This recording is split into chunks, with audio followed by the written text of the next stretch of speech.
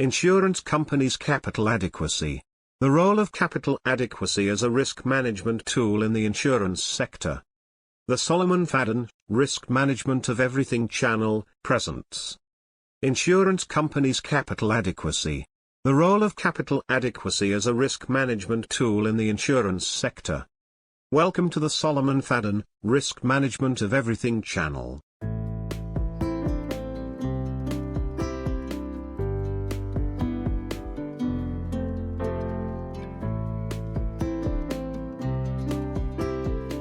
On this channel, you will see videos on risk management and its application to diverse areas and sectors. If you are new here, subscribe to our channel and press the notification button to be notified when we upload new videos. Thank you. This video discusses insurance companies' capital adequacy, and explains the role of capital adequacy as a risk management tool in the insurance sector. This video will help you understand the meaning of capital adequacy, key concepts of capital adequacy, the importance of capital adequacy in insurance companies, the importance of capital adequacy in insurance companies, computation of an insurance company's capital adequacy ratios, historical evolution of capital adequacy requirements, insurance regulatory frameworks and standards, Solvency II, regulatory frameworks and standards, risk-based capital, RBC, regulatory frameworks and standards, International Association of Insurance Supervisors, IAIS, guidelines, practical application and analysis of capital adequacy, impact of regulatory changes on capital adequacy challenges and issues, identifying and measuring insurance companies' underwriting, market, and operational risks, regulatory arbitrage and compliance costs, evolving regulatory landscape, comparison of capital adequacy across regions, sectoral and portfolio differences in capital adequacy, strategies to circumvent regulatory requirements, cost implications of circumventing regulatory requirements, the impact of economic cycles and market conditions on capital adequacy, roles of technological advancements on capital adequacy, implications of capital adequacy for insurance companies, regulators, policyholders, investors, employees, and the broader financial system, roles of capital adequacy as a risk management tool in the insurance sector, and strategic suggestions for insurance companies to ensure capital adequacy. Now, let us start. Capital adequacy. Capital adequacy refers to the requirement for insurance companies to maintain sufficient capital to cover their risks and meet their obligations to policyholders and other stakeholders. It measures an insurer's financial strength and stability, ensuring that the company can absorb losses and continue to operate in times of financial stress. The primary objective of capital adequacy is to protect policyholders by reducing the risk of insolvency. Adequate capital is a buffer against unexpected adverse events, such as catastrophic claims, significant market volatility, or operational failures. Regulatory frameworks establish minimum capital requirements to ensure that insurance companies are adequately capitalized and can sustain operations under adverse conditions. Key concepts of capital adequacy. 1. Risk-based capital. Risk-based capital, RBC, measures the minimum amount of capital an insurance company needs to support its overall business operations, considering its size and risk profile. RBC calculations typically involve assessing various risk factors, including underwriting, credit, market, and operational risks. These risks are quantified, and a corresponding capital requirement is determined. Regulators use RBC to set capital standards and intervene if an insurance company's capital falls below the required threshold. 2. Solvency capital requirement. Solvency capital requirement, SCR, is a vital component of the Solvency II framework in Europe. It represents the amount of funds insurance companies must hold to ensure they can meet their liabilities over the next 12 months with a 99.5% confidence level. Calculation. The SCR is calculated using either a standardized approach or an internal model tailored to the insurance company's risk profile. The SCR ensures insurers have enough capital to absorb significant losses and meet policyholder claims. 3. Minimum capital requirement. The minimum capital requirement, MCR, is a threshold set below the SCR in the Solvency II framework. It represents the minimum level of capital an insurance company must maintain to avoid regulatory intervention. Falling below the MCR triggers immediate regulatory actions to restore the capital position and protect policyholders. 4. Economic capital. Economic capital is an internal measure used by insurance companies to assess the capital required to cover risks based on the company's own risk assessment and management practices. It is used for internal risk management, strategic decision-making, and performance evaluation, often providing a more comprehensive view of capital needs than regulatory requirements alone. 5. Capital adequacy ratios.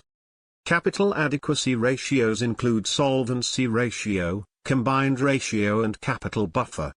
Solvency ratio. This ratio measures the company's capital with risk-weighted assets.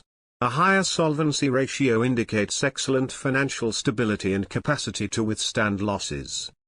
Combined ratio. In non-life insurance, this ratio is the sum of the loss and expense ratios.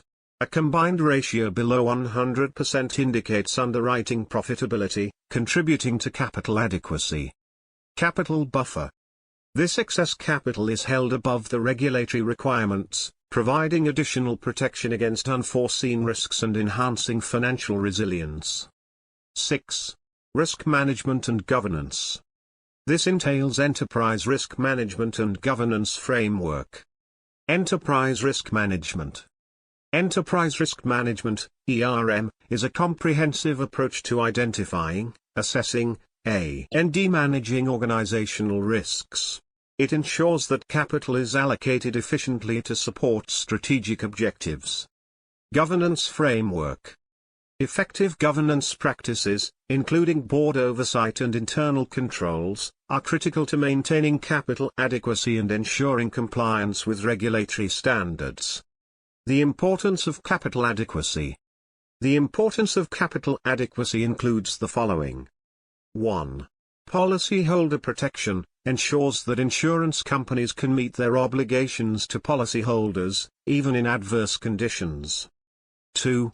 Financial stability, this helps maintain the insurance sector's stability, preventing systemic risks and contagion. 3. Regulatory compliance, helps insurance companies meet legal and regulatory requirements, avoiding penalties and enhancing credibility. 4. Market confidence, boosts confidence among investors, policyholders, and other stakeholders, contributing to a positive reputation and competitive advantage. 5. Strategic management, enables effective risk management and strategic decision-making, supporting long-term sustainability and growth. Capital adequacy in insurance companies. Capital adequacy in insurance companies entails the sufficiency of a company's capital to meet its obligations and absorb potential losses. This concept is crucial for ensuring an insurance company remains solvent and can fulfill its commitments to policyholders even during adverse conditions. The importance of capital adequacy is rooted in the financial stability and reliability of the insurance sector, which plays a critical role in the broader economy. The regulatory landscape governing capital adequacy has evolved significantly over time. Historically, various financial crises and insurance company failures have highlighted the need for robust capital requirements.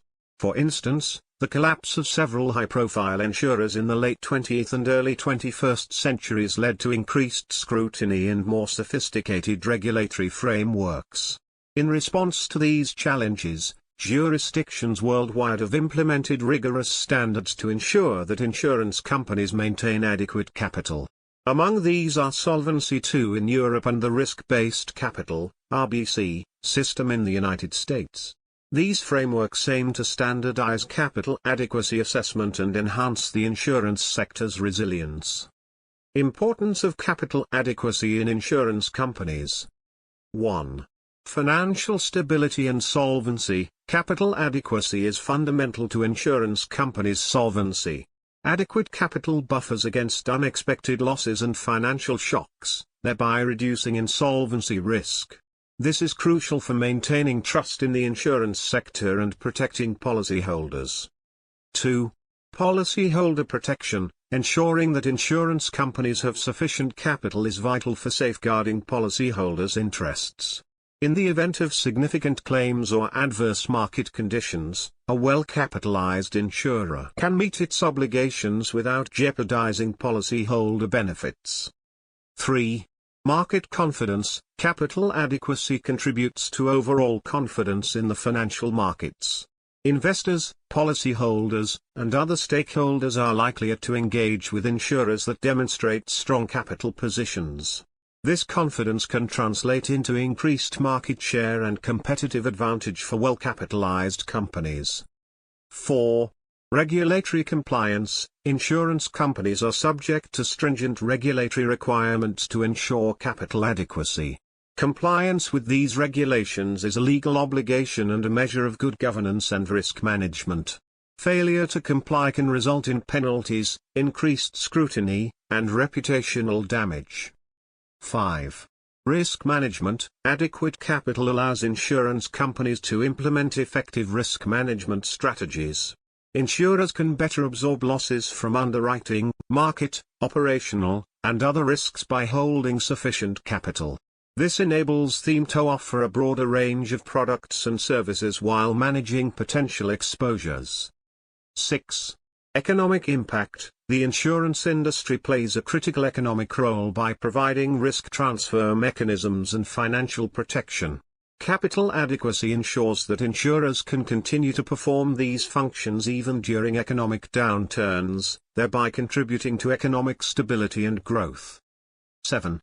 Global standards and harmonization. Adopting international standards like Solvency II and the RBC framework has facilitated greater harmonization and consistency in capital adequacy assessment. This is particularly important for global insurance companies operating across multiple jurisdictions, as it simplifies compliance and enhances comparability. Capital adequacy is a cornerstone of the insurance industry's financial health and operational stability. It ensures that insurance companies can withstand financial shocks, protect policyholders, and maintain market confidence, all while complying with regulatory standards and contributing to economic stability.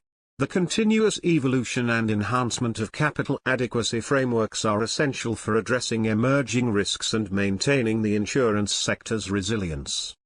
Computation of capital adequacy ratios of an insurance company.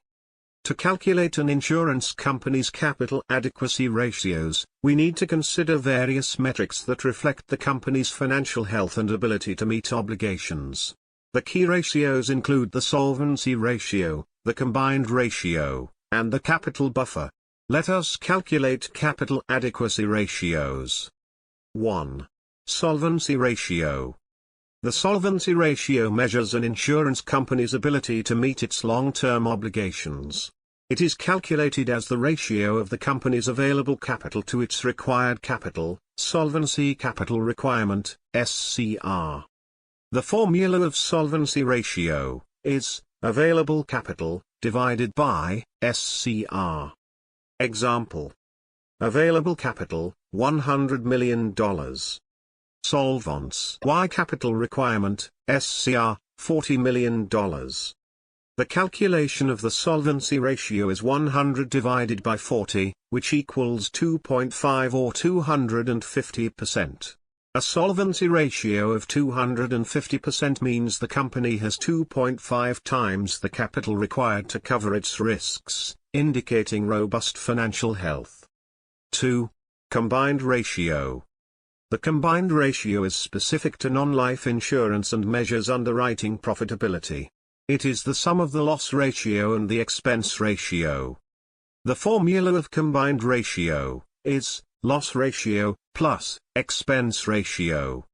The loss ratio is calculated by dividing claims incurred with premiums earned multiplied by 100. The expense ratio is calculated by dividing operating expenses with premiums written multiplied by 100. Example data. Claims incurred, $60 million. Premiums earned, $100 million. Operating expenses, $25 million. And premiums written, $100 million. Calculation. The loss ratio is calculated as 60 divided by 100, multiplied by 100, which equals 60%. The expense ratio is calculated as 25 divided by 100, multiplied by 100, which equals 25%. The combined ratio is calculated as 60% plus 25%, which equals 85%. A combined ratio of 85% indicates that the company is profitable in its underwriting operations, as the ratio is below 100%. 3. Capital buffer. The capital buffer represents the insurance company's excess capital over the regulatory minimum requirement, SCR. The formula for capital buffer is the available capital, less the solvency capital requirement. For example, available capital, $100 million. And solvency capital requirement, SCR, $40 million. The capital buffer is calculated by subtracting $40 million from $100 million, which equals $60 million. A capital buffer of $60 million indicates that the company has a significant cushion above the regulatory requirement, enhancing its financial stability and capacity to absorb unexpected losses. Here is the summary of the calculated ratios. For the solvency ratio: available capital, $100 million. SCR, $40 million. And solvency ratio, 250%. For combined ratio: claims incurred, $60 million. Premiums earned, $100 million. Operating expenses, $25 million. Premiums written, $100 million. And combined ratio, 85%. For capital buffer: available capital, $100 million. SCR, $40 million. And capital buffer, $60 million. These ratios provide a comprehensive view of the insurance company's capital adequacy, underwriting profitability, and financial buffer, indicating its financial health and resilience. Historical evolution of capital adequacy requirements. The discussion on the historical evolution of capital adequacy is divided into two: early and recent developments. Early development. 1. Pre-20th century. In the early stages of the insurance industry, there were few formal capital adequacy requirements. Insurers operated based on mutual trust, and capital reserves were primarily determined by individual company practices and market norms. 2. Early 20th century. 1. Emergence of regulatory oversight. As the insurance industry grew, the need for regulatory oversight became apparent. Early regulations focused on basic solvency requirements and the need for insurers to maintain adequate reserves to cover policyholder claims. 2. Introduction of solvency margins. Some countries introduced solvency margins, requiring insurers to hold capital exceeding their liabilities by a certain percentage. This was a rudimentary form of ensuring insurers had a buffer against unexpected losses. Mid-20th century. 1. Post-World War II expansion.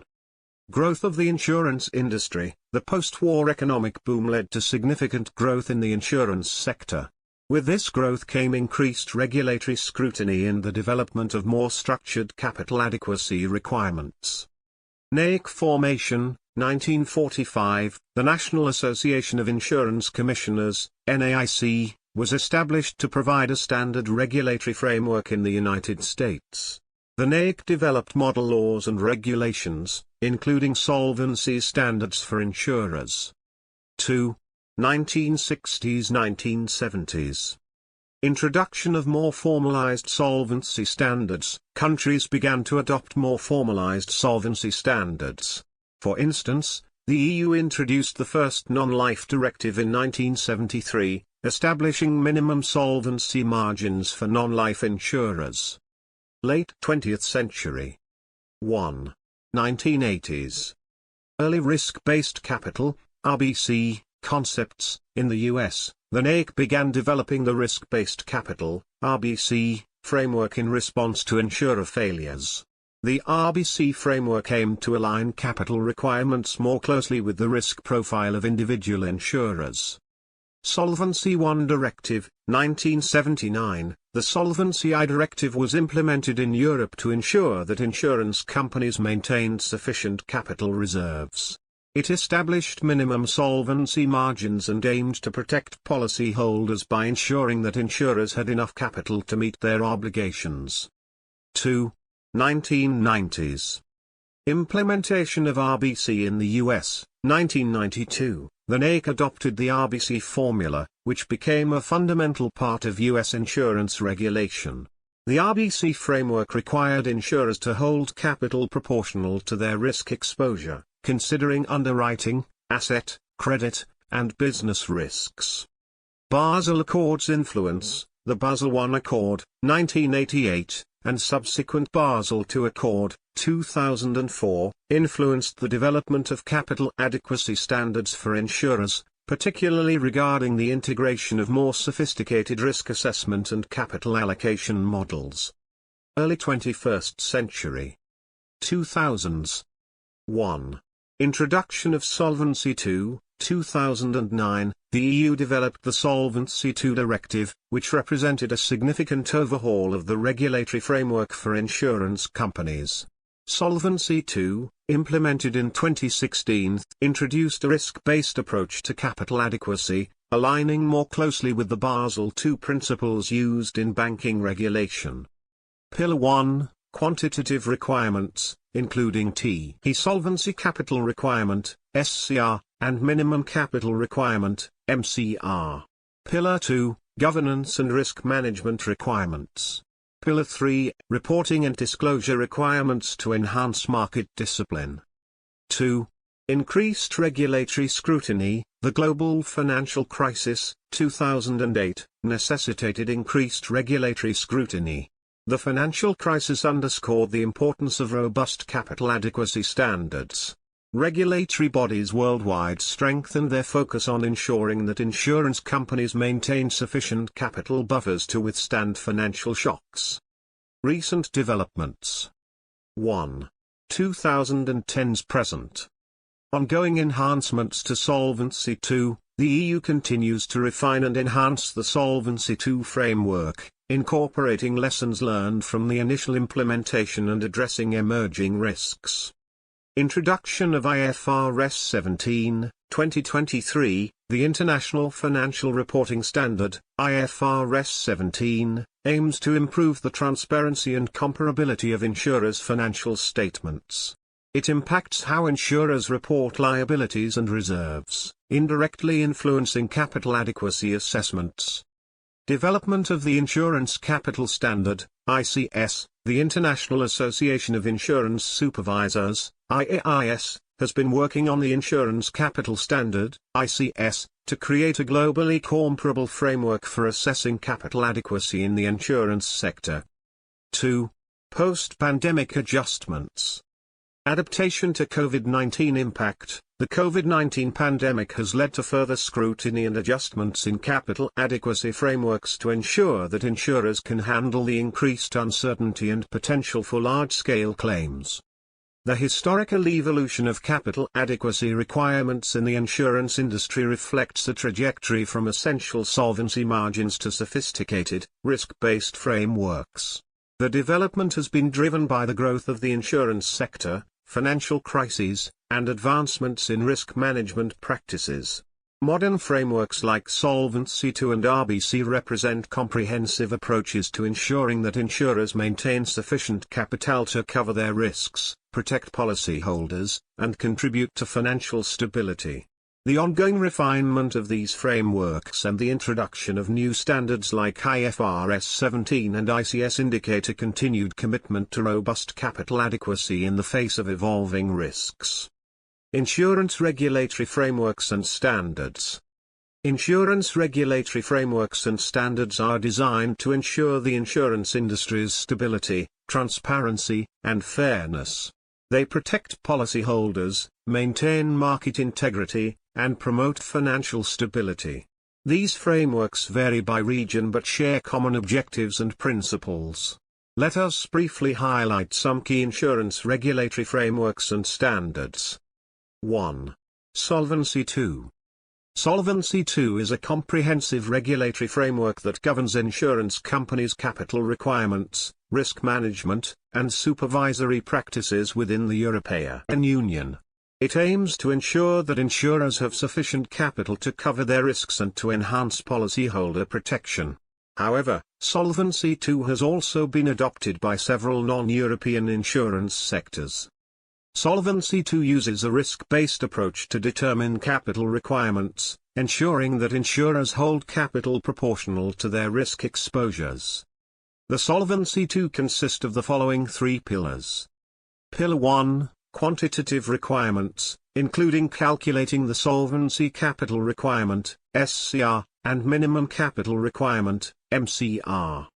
Pillar 2, qualitative requirements, focusing on governance, risk management, and supervisory review processes. Pillar 3, disclosure and transparency requirements ensure that insurers provide regulators and the public with accurate and comprehensive information. 2. Risk-based capital.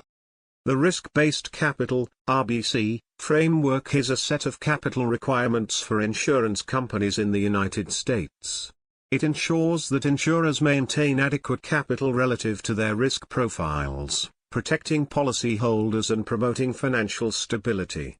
Several insurance industries outside the United States have also adopted the RBC. Here are the two critical components of the risk-based capital framework. 1. Calculation of RBC. RBC requirements are calculated based on the insurer's asset risk, underwriting risk, credit risk, and operational risk. The framework provides a formulaic approach to determine the minimum capital needed to cover these risks. 2. Action levels. The RBC framework establishes different action levels, each triggering specific regulatory responses, ranging from increased oversight to mandatory corrective actions. 3. International Association of Insurance Supervisors. The International Association of Insurance Supervisors, IAIS, is a global standard-setting body for insurance regulation. It develops and promotes principles, standards, and guidelines for the supervision of the insurance industry worldwide. Here are the two key components of IAIS. 1. Insurance Core Principles, ICPs. The IAIS has established a set of insurance core principles, ICPs, that provide a globally accepted framework for supervising the insurance sector. These principles cover corporate governance, risk management, capital adequacy, and market conduct. 2. Common Framework, COMFRAME. COMFRAME is a comprehensive regulatory framework developed by the IAIS to supervise internationally active insurance groups, IGs. It includes qualitative and quantitative requirements, including the Insurance Capital Standard, ICS. 4. Other international standards and regional regulations. Besides Solvency II, RBC, and IAIS guidelines, other regional and international regulatory frameworks influence insurance regulation. 1. Basel III. While primarily focused on banking, Basel III's principles on risk management and capital adequacy have influenced insurance regulation, particularly for insurers that are part of larger financial conglomerates. 2. Financial Stability Board, FSB. The FSB coordinates at the international level the work of national financial authorities and international standard-setting bodies to develop strong regulatory, supervisory, and other financial sector policies, including for the insurance sector. 3. Regional regulations. Different regions have their specific regulatory frameworks, such as the Prudential Regulation Authority, PRA, in the UK, the Australian Prudential Regulation Authority, APRA, and the Office of the Superintendent of Financial Institutions, OSFI, in Canada. These bodies set regulations and standards tailored to their local markets while aligning with international best practices. Insurance regulatory frameworks and standards are critical in ensuring insurance companies' financial health and stability. By setting comprehensive requirements for capital adequacy, risk management, and transparency, these frameworks protect policyholders, enhance market confidence, and promote the resilience of the insurance sector. Insurers must continuously adapt to evolving regulatory requirements and ensure compliance to maintain competitiveness and sustainability in the global market. Having highlighted regulatory frameworks and standards, let us discuss critical insurance regulatory frameworks and standards, including Solvency II, risk-based capital, RBC, and International Association of Insurance Supervisors, IAIS, guidelines. Solvency II, regulatory frameworks and standards. Solvency II is a comprehensive regulatory framework designed to enhance the prudential regulation of insurance and reinsurance companies in the European Union. Implemented on January 1, 2016, Solvency II aims to ensure insurers' financial stability and resilience by promoting robust risk management practices, improving transparency, and aligning capital requirements with their actual risk profiles. Solvency II is based on a three-pillar structure encompassing quantitative, qualitative, and disclosure requirements. Pillar 1, Quantitative Requirements. Pillar 1 focuses on the quantitative aspects of solvency, establishing the minimum capital requirements and methods for calculating them. 1. Solvency Capital Requirement.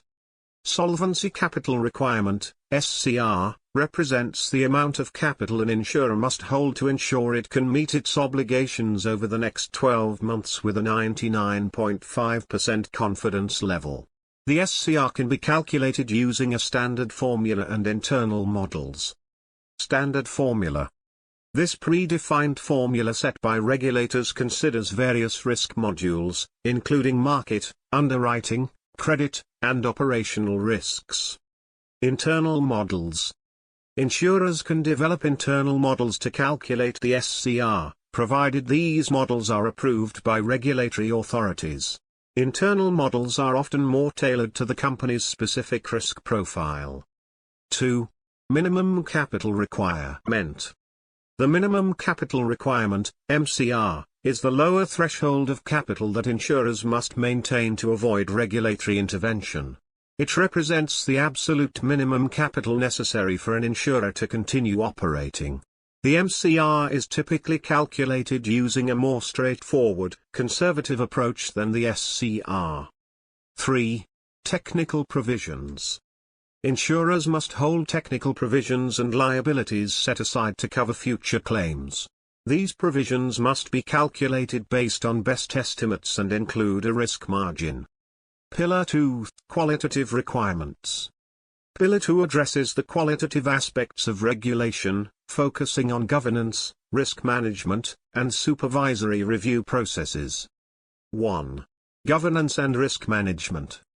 Insurers must have robust governance structures and effective risk management systems in place. Own Risk and Solvency Assessment, ORSA. Insurers must conduct regular ORSA, an internal risk profile, and capital needs assessment. ORSA helps insurers understand their current and future solvency positions and ensure they hold adequate capital. 2. Supervisory Review Process. Regulators perform a supervisory review to assess the quality of an insurer's governance, risk management, and overall compliance with Solvency II requirements. The review process includes on-site inspections and off-site monitoring, ensuring that insurers adhere to regulatory standards. Pillar 3, Disclosure and Transparency Requirements. Pillar 3 aims to enhance market discipline through increased transparency and disclosure requirements. 1. Public disclosure. Insurers must publish a Solvency and Financial Condition Report, SFCR, annually. The SFCR provides detailed information about the insurer's financial condition, risk profile, governance structure, and solvency position. 2. Regulatory reporting. Insurers must submit a regular supervisory report, RSR, to regulators, which contains more detailed and confidential information than the SFCR. 3. Market discipline. By making comprehensive information publicly available, Solvency II aims to enhance market discipline, allowing stakeholders to make informed decisions based on insurers' financial health and risk management practices. Key components of the Solvency II framework. 1. Solvency Capital Requirement Risk Modules. Risk modules in Solvency Capital Requirement (SCR) calculation include market, underwriting, credit, and operational risks. Market risk includes risks related to changes in market prices, such as interest rate risk, equity risk, property risk, and currency risk. Underwriting risk covers risks associated with the insurer's core business of underwriting policies, including premium risk, reserve risk, and catastrophe risk. Credit risk reflects the risk of counterparties failing to meet their obligations. Operational risk encompasses risks from failed internal processes, people, systems, or external events. 2. Proportionality principle. Solvency II applies the proportionality principle, meaning that the regulatory requirements should be proportional to the insurer's business's nature, scale, and complexity. Smaller insurers or those with less complex risk profiles may face simplified requirements. 3. Group supervision. Solvency II includes provisions for supervising insurance groups, ensuring that risks are managed and capital adequacy is maintained at the group and solo entity levels. Benefits of Solvency II. 1. Enhanced risk management. Solvency II promotes a robust risk management culture, encouraging insurers to understand better and manage their risks. 2. Improved capital allocation. Solvency II helps insurers allocate capital more efficiently by aligning capital requirements with actual risk profiles. 3. Greater transparency. Increased disclosure requirements improve transparency, enabling stakeholders to make better informed decisions. 4. Policyholder protection. The Solvency II stringent capital and governance requirements help ensure that insurers remain solvent and meet their obligations to policyholders, enhancing policyholder protection. Solvency II represents a significant advancement in the regulation of insurance companies, introducing a risk-based approach to capital adequacy, promoting robust governance and risk management practices, and enhancing transparency through comprehensive disclosure requirements. By aligning capital requirements with the actual risk profiles of insurers, Solvency II aims to ensure the financial stability and resilience of the insurance sector, ultimately protecting policyholders and maintaining market confidence. Having explained Solvency II, let us proceed to discuss risk-based capital. Risk-based capital, RBC, regulatory frameworks and standards. Risk-based capital, RBC, is a regulatory framework primarily used in the United States to ensure insurance companies maintain sufficient capital relative to their risk profiles. The RBC framework is designed to protect policyholders and enhance the financial stability of the insurance industry by requiring insurers to hold capital commensurate with the risks they underwrite and their assets. The development and evolution of risk-based capital framework. 1. 1980s, early concepts. The RBC concept emerged in the late 1980s due to several high-profile insurer insolvencies. Regulators recognized the need for a more robust system to assess the adequacy of insurers' capital based on their specific risk exposures. 2.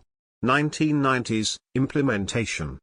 The National Association of Insurance Commissioners, NAIC, developed the RBC framework, formally adopted in 1992 for life insurers and later extended to property and casualty insurers and health insurers.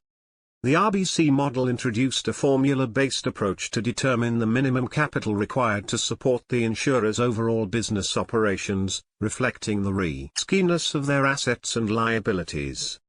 Key components of the RBC framework. 1. RBC formula. The the RBC formula calculates the minimum amount of capital an insurer needs based on various risk factors. The formula incorporates different risk components, each reflecting a specific type of risk the insurer faces. 2. Risk categories. Risk-based capital, RBC. Risk categories include asset risk. This includes risks associated with the insurer's investments and other assets, such as market risk, credit risk, and interest rate risk. Underwriting risk. This covers the risk of losses from underwriting activities, including risks related to premium adequacy, claim fluctuations, and reserve sufficiency. Credit risk. This reflects the risk of default by counterparties, including reinsurers, policyholders, and other debtors. Operational risk. This includes risks arising from inadequate or failed internal processes, people, systems, or external events. 3. RBC calculation. The RBC calculation involves applying specific factors to different types of assets, liabilities, and operational components to determine the capital required for each risk category. The formula aggregates the capital requirements for each risk category, adjusting for diversification effects and correlations between different risks. 4. RBC ratio. The RBC ratio is calculated by dividing an insurer's total adjusted capital, TAC, by its authorized control level RBC, ACL/RBC. The risk-based capital, RBC, formula is the total adjusted capital, TAC, divided by the authorized control level RBC, ACL/RBC. 5. Regulatory action levels. The RBC framework establishes specific regulatory intervention thresholds based on the RBC ratio. These thresholds trigger different regulatory action levels, including the company action level, regulatory action level, authorized control level, and mandatory control level, to ensure insurers maintain adequate capital. Company action level, CAL, RBC ratio between 150% and 200%. Insurers must submit a corrective action plan to regulators. Regulatory action level, RAL, RBC ratio between 100% and 150%.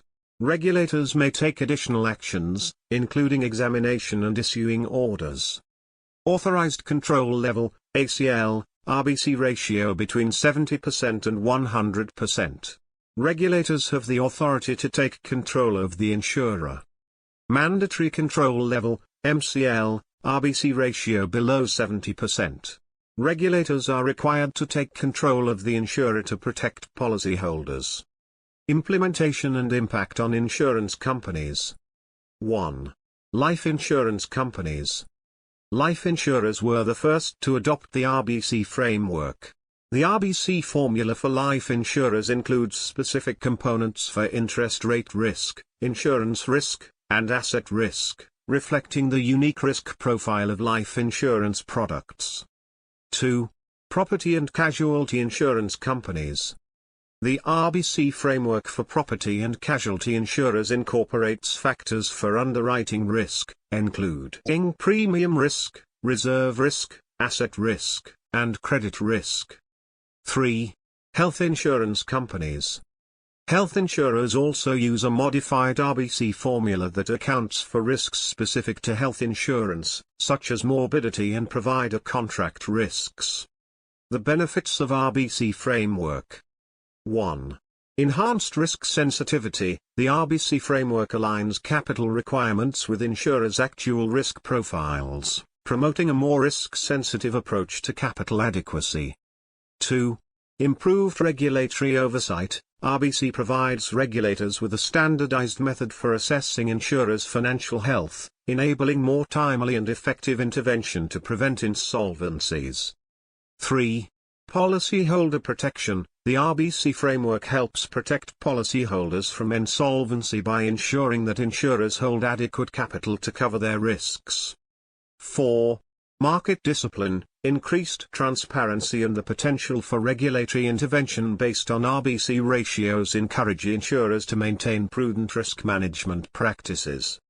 Challenges and criticisms of RBC framework. 1. Complexity and implementation costs. The RBC framework can be complex, particularly for smaller insurers with limited resources. The calculation and reporting requirements can be burdensome. 2.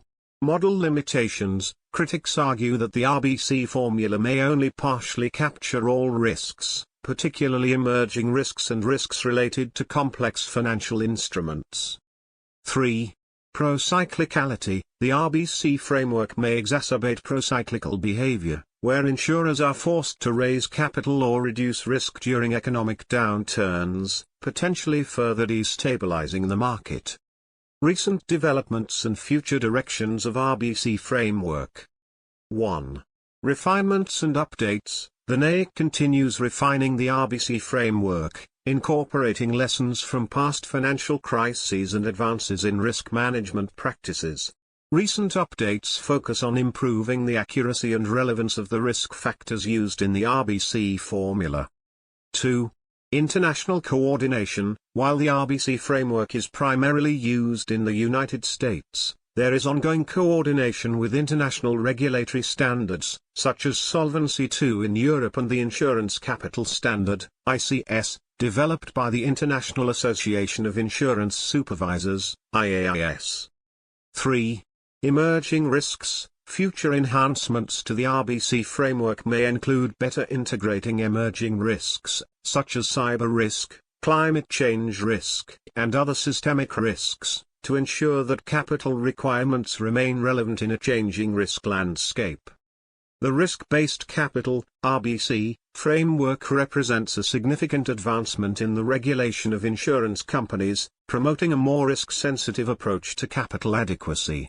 By aligning capital requirements with the actual risk profiles of insurers, the RBC framework enhances the financial stability of the insurance sector, protects policyholders, and improves regulatory oversight.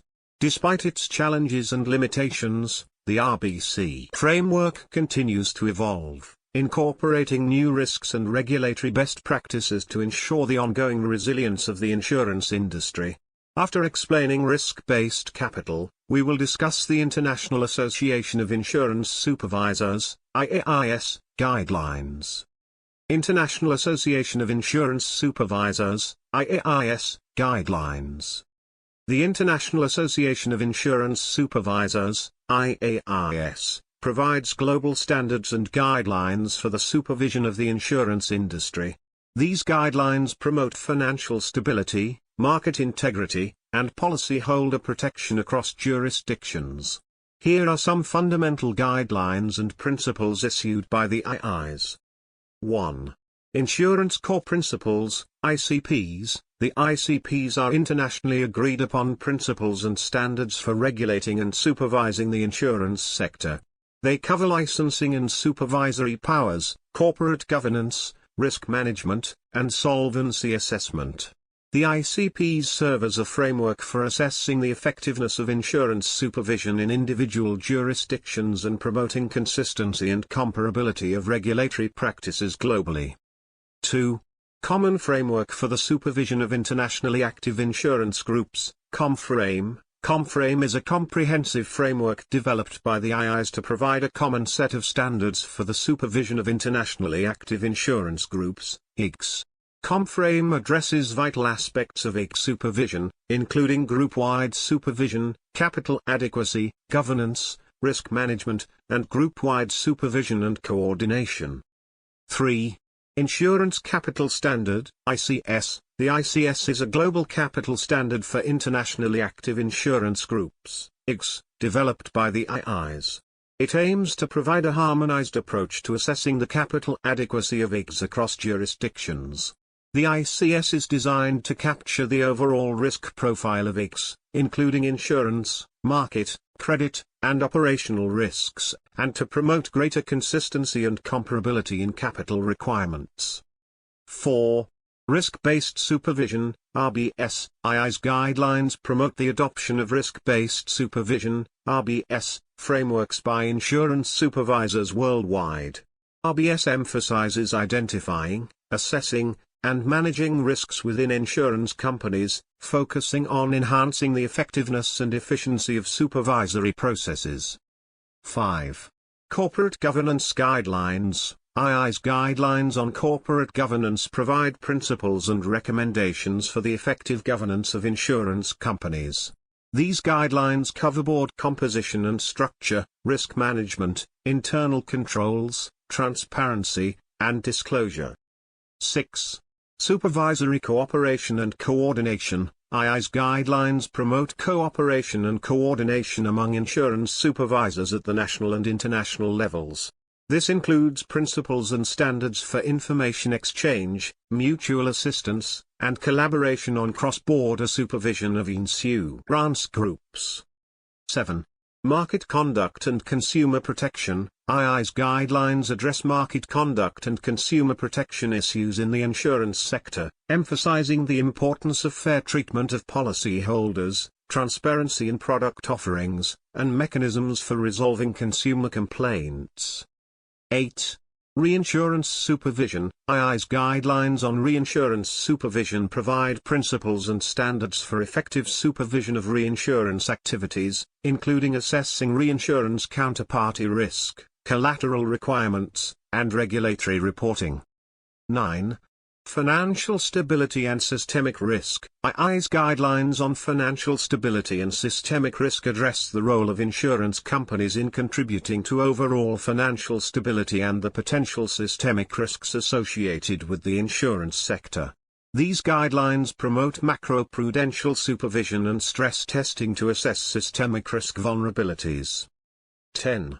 Climate risk and sustainability. Recognizing the importance of climate risk and sustainability in the insurance sector, the IAIS has issued guidelines and principles to help insurance supervisors and companies assess and manage climate-related risks and promote sustainable insurance practices. These guidelines and principles issued by the IAIS provide a comprehensive framework for regulating and supervising the global insurance industry. They promote financial stability, market integrity, and policyholder protection across jurisdictions. They serve as a reference for insurance supervisors and policymakers in developing and implementing effective regulatory frameworks tailored to their specific market conditions and regulatory objectives. Practical application and analysis of capital adequacy. Key metrics and indicators of solvency. Capital adequacy include solvency ratios, capital buffers and surplus, and stress testing results. Using quantitative data and a hypothetical insurance company, let us analyze capital adequacy using key metrics and indicators. We will utilize quantitative data on solvency ratios, capital buffers and surplus, and stress testing results to analyze capital adequacy using key metrics and indicators. Let us consider a hypothetical insurance company, ABC Insurance Company, and examine these metrics over a specific period, such as fiscal year 2023. 1. Solvency ratios. Solvency ratios measure the relationship between an insurer's capital and liabilities, indicating its ability to meet financial obligations. Common solvency ratios include the Solvency Capital Requirement, SCR, and Minimum Capital Requirement, MCR, ratios. Solvency Capital Requirement, SCR, ratio. Formula of SCR ratio equals total available solvency capital, divided by solvency capital requirement. Interpretation: a ratio above 100% indicates that the insurer holds sufficient capital to cover its risks. Minimum Capital Requirement, MCR, ratio. Formula of MCR ratio equals total available solvency capital, divided by minimum capital requirement. Interpretation: a ratio above 100% indicates compliance with regulatory capital requirements. 2. Capital buffers and surplus. Capital buffers and surplus represent the excess of available capital over regulatory requirements, providing a cushion against unexpected losses and ensuring financial stability. This entails computing capital surplus and capital buffer ratio. Capital surplus. Calculation: capital surplus equals total available solvency capital, less solvency capital requirement. Interpretation: a positive surplus indicates that the insurer has additional capital beyond regulatory requirements. Capital buffer ratio. Formula: capital buffer ratio equals total available solvency capital, less solvency capital requirement, divided by solvency capital requirement. Interpretation: a ratio above 0 indicates the magnitude of the capital buffer relative to the SCR. 3. Stress testing results. Stress testing assesses an insurer's resilience to adverse scenarios by simulating extreme events or economic downturns. Stress test scenarios. Examples of stress testing scenarios include economic recession, catastrophic events, and significant market downturns. Stress test outcomes: measures impact on capital position, solvency ratios, and ability to withstand shocks. Interpretation: insurers with robust capital adequacy should demonstrate resilience and maintain solvency ratios above regulatory thresholds even under stress. Now, let us conduct a capital adequacy analysis using quantitative data. Assuming the following quantitative data for ABC Insurance Company for the fiscal year 2023. Total available solvency capital, $100 million. Solvency capital requirement, $80 million. Minimum capital requirement, $60 million. Calculation of solvency ratios. SCR ratio equals $100 million, divided by $80 million equals 125%. MCR ratio equals $100 million, divided by $60 million equals 167%. Calculation of capital buffers and surplus. Capital surplus equals $100 million, less $80 million equals $20 million.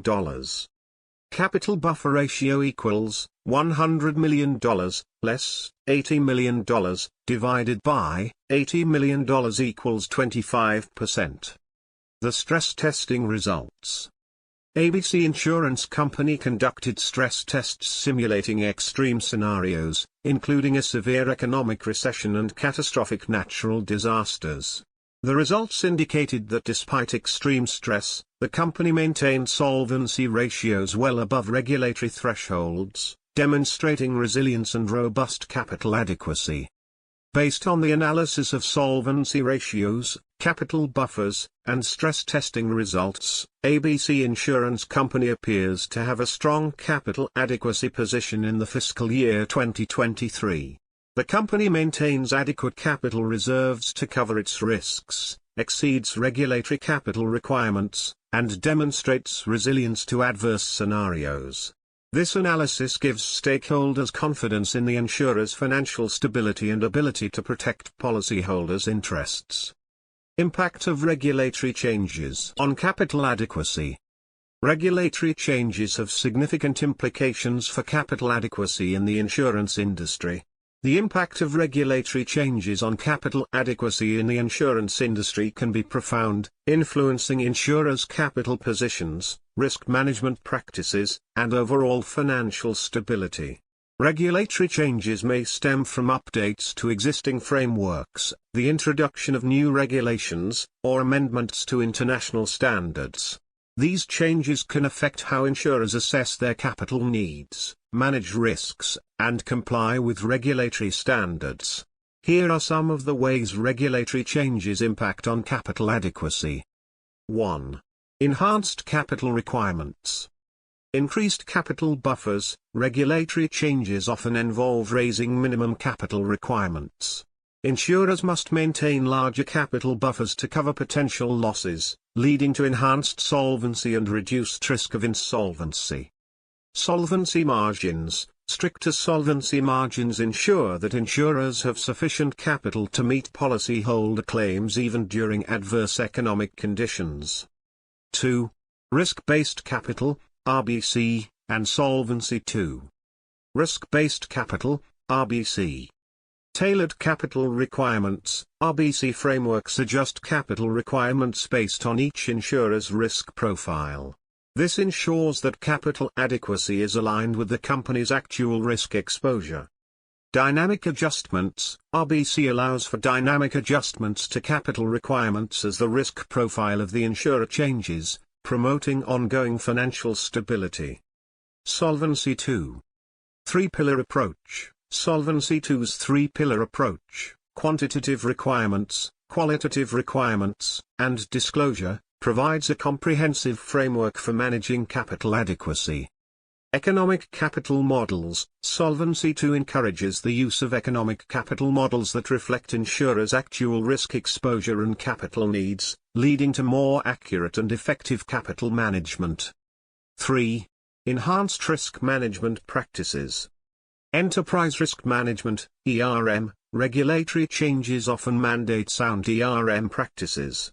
Insurers must adopt robust risk management frameworks to comprehensively identify, assess, and mitigate risks. Stress testing and scenario analysis. Regulators may require more frequent and rigorous stress testing and scenario analysis. These practices help insurers assess their resilience to adverse conditions and maintain adequate capital buffers. 4. Regulatory reporting and transparency. Increased disclosure requirements. Enhanced regulatory reporting and disclosure requirements improve transparency regarding insurers' capital adequacy and risk exposures. This builds market confidence and allows stakeholders to make informed decisions. Supervisory oversight, regular reporting and increased transparency enable more effective supervisory oversight, ensuring that insurers maintain compliance with capital adequacy standards. 5. Technological advancements. RegTech solutions, regulatory technology. RegTech solutions facilitate compliance with evolving regulatory requirements.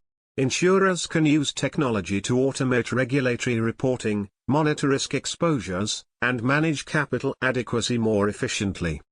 Data analytics. Advanced data analytics and machine learning techniques allow insurers to better understand and manage their risk profiles, leading to more accurate capital adequacy assessments. 6. Global harmonization and regulatory convergence. Consistent standards. Efforts to harmonize regulatory standards globally, such as the Insurance Capital Standard, ICS, developed by the International Association of Insurance Supervisors, IAIS, ensure consistent capital adequacy requirements across jurisdictions. Cross-border supervision. Regulatory convergence facilitates more effective cross-border supervision and cooperation, enhancing the stability of globally active insurance groups. 7. Economic and market conditions. Responsive regulation. Regulatory changes are often made in response to evolving economic and market conditions. For example, the aftermath of financial crises typically leads to stricter capital adequacy regulations to prevent future systemic risks. Adaptation to market changes. Insurers must adapt to regulatory changes that address new market developments, such as emerging risks, for example, cyber risk, climate change risk, and technological advancements, for example, digital transformation. Regulatory changes significantly impact capital adequacy in the insurance industry by setting higher standards, promoting robust risk management practices, and enhancing transparency and supervisory oversight. Insurers must continuously adapt to these changes to maintain financial stability, comply with regulatory requirements, and protect policyholders. Embracing technological advancements and global regulatory convergence will further strengthen insurers' ability to manage capital adequacy effectively in an evolving regulatory landscape. Capital adequacy challenges and issues.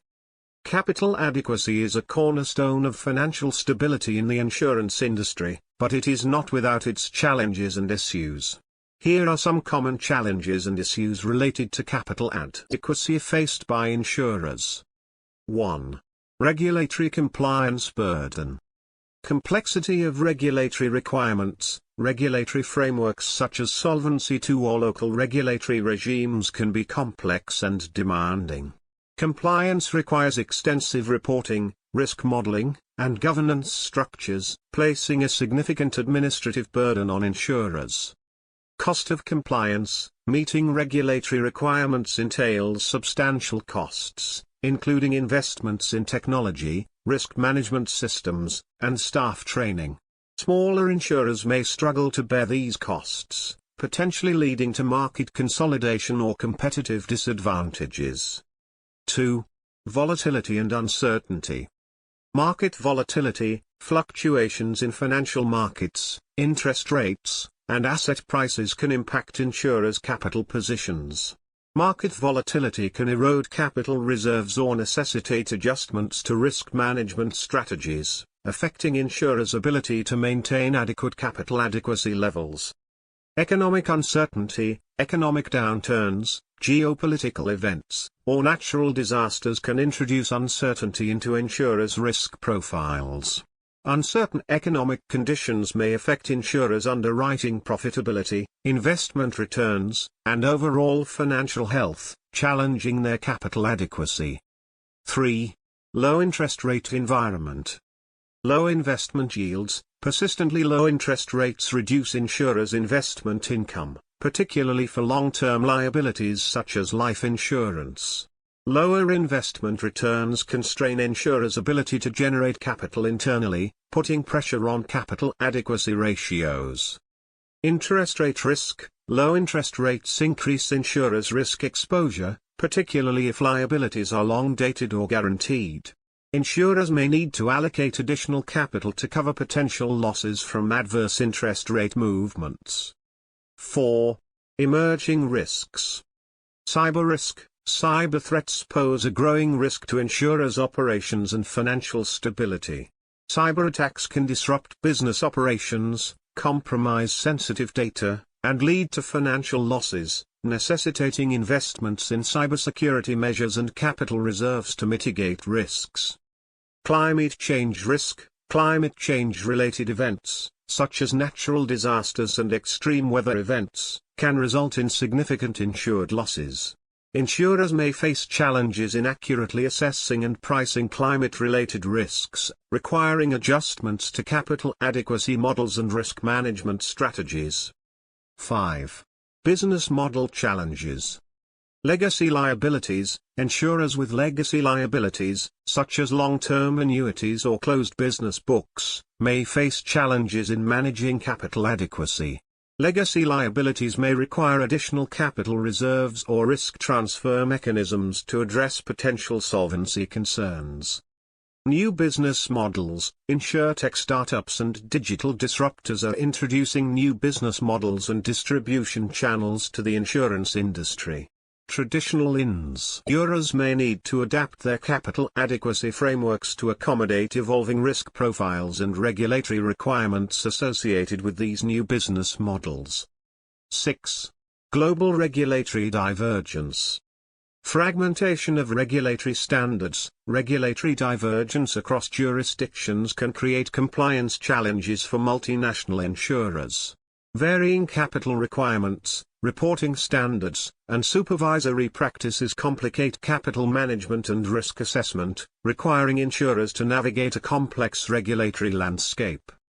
Jurisdictional arbitrage. Differences in regulatory regimes may incentivize insurers to engage in regulatory arbitrage, such as redomiciling or restructuring operations to jurisdictions with more favorable capital requirements. This can undermine the effectiveness of global regulatory frameworks and lead to regulatory gaps or inconsistencies.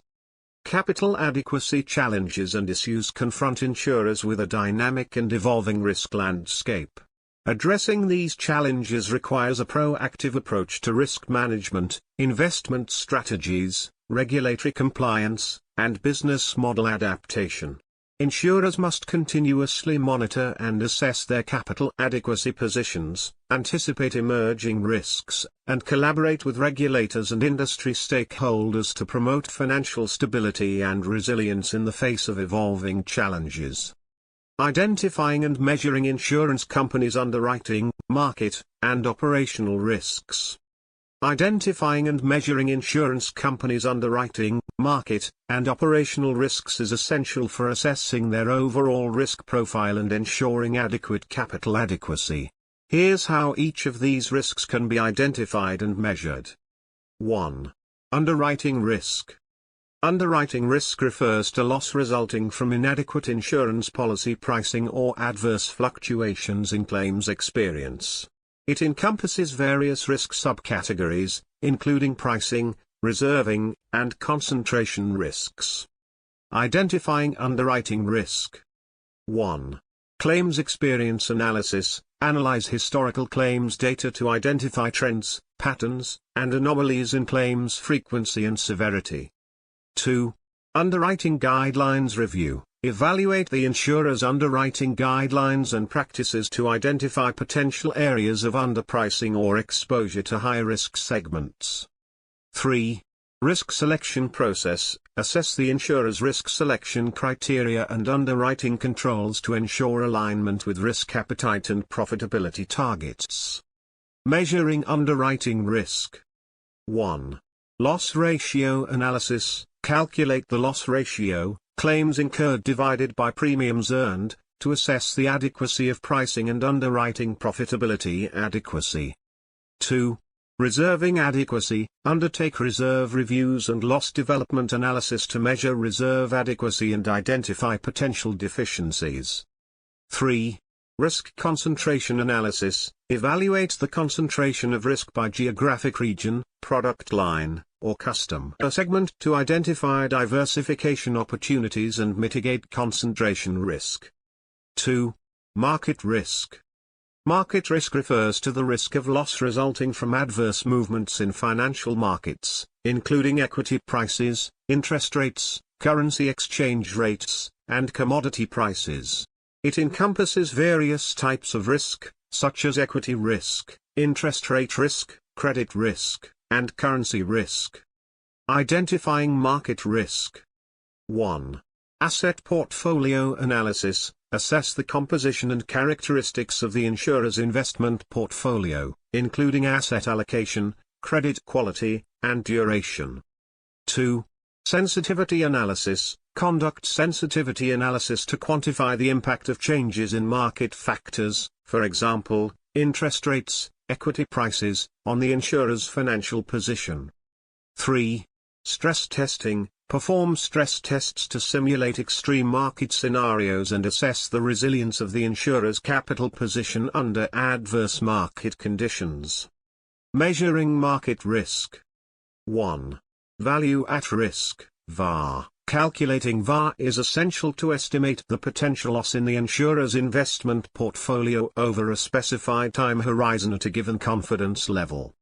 2. Duration and convexity analysis. This helps to measure the duration and convexity of the insurer's investment portfolio to assess interest rate sensitivity and exposure to changes in yield curves. 3. Credit risk analysis. Evaluate credit spreads, credit ratings, and credit default probabilities to assess the insurer's investment portfolio's credit risk exposure. 3. Operational risk. Operational risk refers to the risk of loss resulting from inadequate or failed internal processes, systems, people, or external events. It encompasses various types of risk, including internal fraud, external fraud, legal and regulatory compliance, and business continuity. Identifying operational risk. 1. Risk event analysis. Identify past operational incidents, errors, or failures to understand root causes and identify areas of vulnerability. 2. Process mapping. This involves mapping key business processes and identifying control points, dependencies, and potential points of failure. 3. Scenario analysis. Conduct scenario analysis to assess the potential impact of operational disruptions, cyber attacks, or other adverse events on the insurer's operations. Measuring operational risk. 1. Key risk indicators, KRIs, monitor and measure key risk indicators related to operational processes, such as error rates, transaction processing times, and compliance violations. 2. Loss data analysis. Analyze historical loss data to quantify the frequency and severity of operational losses and estimate potential future losses. 3. Risk control self-assessment, RCSA. Conduct risk control self-assessment exercises to evaluate internal controls' effectiveness and identify areas for improvement. Identifying and measuring underwriting, market, and operational risks are essential to insurance companies' comprehensive risk management framework. By understanding and quantifying these risks, insurers can assess their overall risk exposure, allocate capital effectively, and implement appropriate risk mitigation strategies to enhance their financial stability and resilience. Monitoring and reviewing these risks is critical to ensure that insurers maintain adequate capital adequacy and protect policyholders' interests in an ever-changing risk environment. Meanwhile, regulatory arbitrage and compliance costs are essential to ensuring insurance companies' capital adequacy. Let us discuss their interplay. Regulatory arbitrage and compliance costs. Regulatory arbitrage and compliance costs are intertwined concepts that significantly influence the behavior of financial institutions, including insurance companies, in response to regulatory requirements and incentives. Regulatory arbitrage. Regulatory arbitrage involves exploiting regulatory differences or inconsistencies across jurisdictions to gain a competitive advantage or reduce regulatory costs. In the context of insurance, regulatory arbitrage may involve 1. Jurisdictional choice. Insurers may domicile their operations in jurisdictions with more favorable regulatory regimes, such as lower capital requirements, less stringent oversight, or favorable tax treatment. This allows insurers to minimize compliance costs and regulatory burdens while maximizing profitability. 2. Structural optimization. Insurers may restructure their operations or business models to exploit regulatory loopholes or exemptions. For example, insurers may create complex corporate structures, establish captive insurance entities, or engage in off-balance sheet transactions to optimize capital efficiency and reduce regulatory capital requirements. 3. Product innovation. Insurers may develop innovative insurance products or financial instruments that exploit regulatory arbitrage opportunities. For instance, insurers may create hybrid products that straddle multiple regulatory categories or jurisdictions to optimize risk transfer, capital treatment, or tax efficiency. Compliance costs. Compliance costs refer to the expenses incurred by financial institutions to comply with regulatory requirements. These include direct costs, such as regulatory fees, compliance staff salaries, and technology investments, and indirect costs, such as opportunity costs, regulatory capital charges, and reputational risks. 1. Administrative burden. Regulatory compliance often entails extensive administrative and reporting requirements, such as filing regulatory reports, maintaining compliance documentation, and responding to regulatory inquiries. These administrative burdens can consume significant time and resources, diverting attention from core business activities. 2. Technology investments. Insurers must invest in technology infrastructure, data management systems, and compliance tools to meet our regulatory reporting, monitoring, and risk management requirements. These technology investments can be substantial, particularly for smaller insurers with limited IT budgets and resources. 3.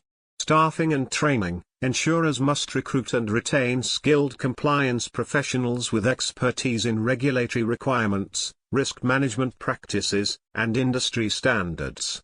Investing in staff training and development is essential to ensure compliance with evolving regulatory frameworks and maintain a culture of compliance within the organization. The interplay between regulatory arbitrage and compliance costs. 1. Trade-offs. Insurers may use regulatory arbitrage strategies to minimize compliance costs or constraints. However, regulatory arbitrage may entail additional risks, such as reputational damage, legal and regulatory scrutiny, and adverse market reactions, which could outweigh cost savings benefits. 2. Regulatory response. Regulators may respond to regulatory arbitrage activities by closing loopholes, harmonizing regulatory standards, or imposing stricter oversight and enforcement measures. These regulatory responses may increase compliance costs and reduce the effectiveness of regulatory arbitrage strategies over time. 3. Balancing act. Insurers must balance regulatory compliance, risk management, and business objectives. While regulatory arbitrage may offer short-term advantages regarding cost savings or competitive positioning, insurers must assess the long-term implications and risks associated with regulatory arbitrage activities to maintain financial stability and regulatory compliance. Regulatory arbitrage and compliance costs are complex and interrelated factors influencing insurers' behavior, risk management practices, and financial performance.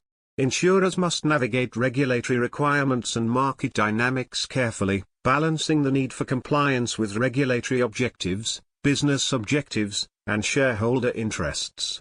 Effective risk management, regulatory engagement, and strategic decision-making are essential to addressing regulatory arbitrage challenges and managing compliance costs effectively in the insurance industry's dynamic and evolving regulatory landscape.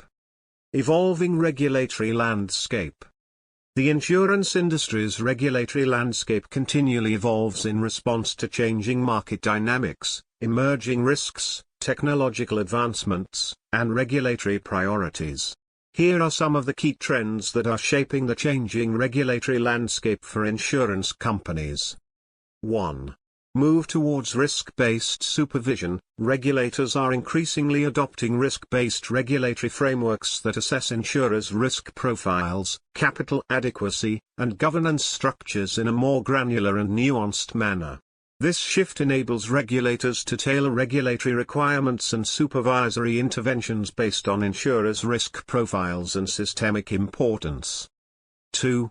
Focus on enterprise risk management, ERM. Regulators emphasize the importance of effective enterprise risk management practices, including risk identification, assessment, mitigation, and monitoring, to ensure that insurers proactively manage and mitigate risks across all operations. 3.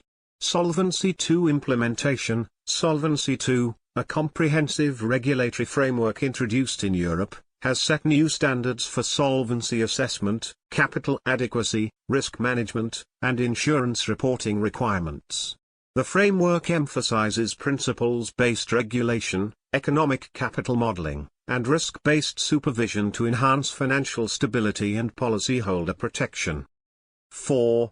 Global regulatory convergence. There is a growing trend towards global regulatory convergence, with regulators aligning capital standards, risk metrics, and supervisory practices across jurisdictions to promote consistency, comparability, and effectiveness in insurance regulation. 5. Focus on emerging risks. Regulators are increasingly focused on emerging risks such as cyber risk, climate change risk, geopolitical risk, and pandemic risk, which pose significant challenges to insurers' risk management practices, capital adequacy, and financial stability. 6. Supervisory stress testing. Regulators conduct stress and scenario analyses to assess insurers' resilience to adverse events, economic downturns, and catastrophic losses. Stress testing helps identify vulnerabilities, quantify capital needs, and inform regulatory actions to mitigate systemic risks and protect policyholders. 7. Regulatory sandboxes and insurtech oversight. Regulators are establishing regulatory sandboxes and innovation hubs to facilitate experimentation, collaboration, and regulatory dialogue with insurance technology, insurtech, startups and technology-driven innovation in the insurance industry. Regulators seek to balance innovation with consumer protection, data privacy, and regulatory compliance. 8. Data governance and cybersecurity. Regulators are enhancing oversight of insurers' data governance practices, cybersecurity measures, and data privacy compliance to address growing cyber threats, data breaches, and privacy concerns associated with the increasing digitization of insurance operations and customer interactions. 9. Enhanced consumer protection. Regulators are strengthening consumer protection measures, disclosure requirements, and market conduct standards to ensure that insurers treat customers fairly, transparently, and ethically. Regulatory oversight prevents mis-selling, unfair practices, and consumer harm in insurance markets. 10. Regulatory reporting and disclosure. Regulators require insurers to provide comprehensive and transparent reporting on their financial condition, risk exposures, and regulatory compliance to enhance market transparency, investor confidence, and regulatory accountability. The evolving regulatory landscape for insurance companies is characterized by a shift towards risk-based regulation, solvency and capital standards, emerging risk management, technology and innovation oversight, consumer protection, and market conduct supervision.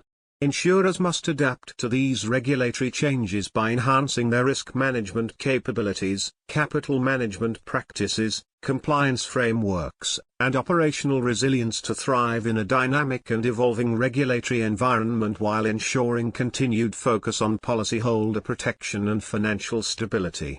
Regulatory engagement, collaboration, and proactive dialogue between insurers and regulators are essential to foster regulatory compliance, market integrity, and sustainable growth in the insurance industry. Capital adequacy requirements differ across regions and sectors, reflecting each context's unique risks and regulatory philosophies. Let's compare capital adequacy globally. Comparison of capital adequacy across regions. Capital adequacy requirements and insurance company standards vary significantly across regions. These differences are influenced by local regulatory frameworks, market conditions, and the specific risks associated with various types of insurance. Examining approaches to capital adequacy across regions and insurance sectors is beneficial. Regional differences in capital adequacy. 1. Europe, Solvency II framework. Regulatory framework, Solvency II, implemented in 2016, is a comprehensive regulatory framework emphasizing risk-based capital requirements. It consists of 3 pillars: quantitative requirements, governance and risk management, and disclosure and transparency. Capital requirements. Solvency II requires insurers to hold sufficient capital to cover the Solvency Capital Requirement, SCR, which reflects the economic capital needed to ensure a 99.5% probability of solvency over the next year. Risk sensitivity. Solvency II is highly risk sensitive, considering a wide range of risks, including market, credit, operational, and underwriting risks.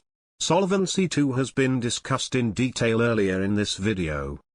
2. United States, Risk-Based Capital, RBC.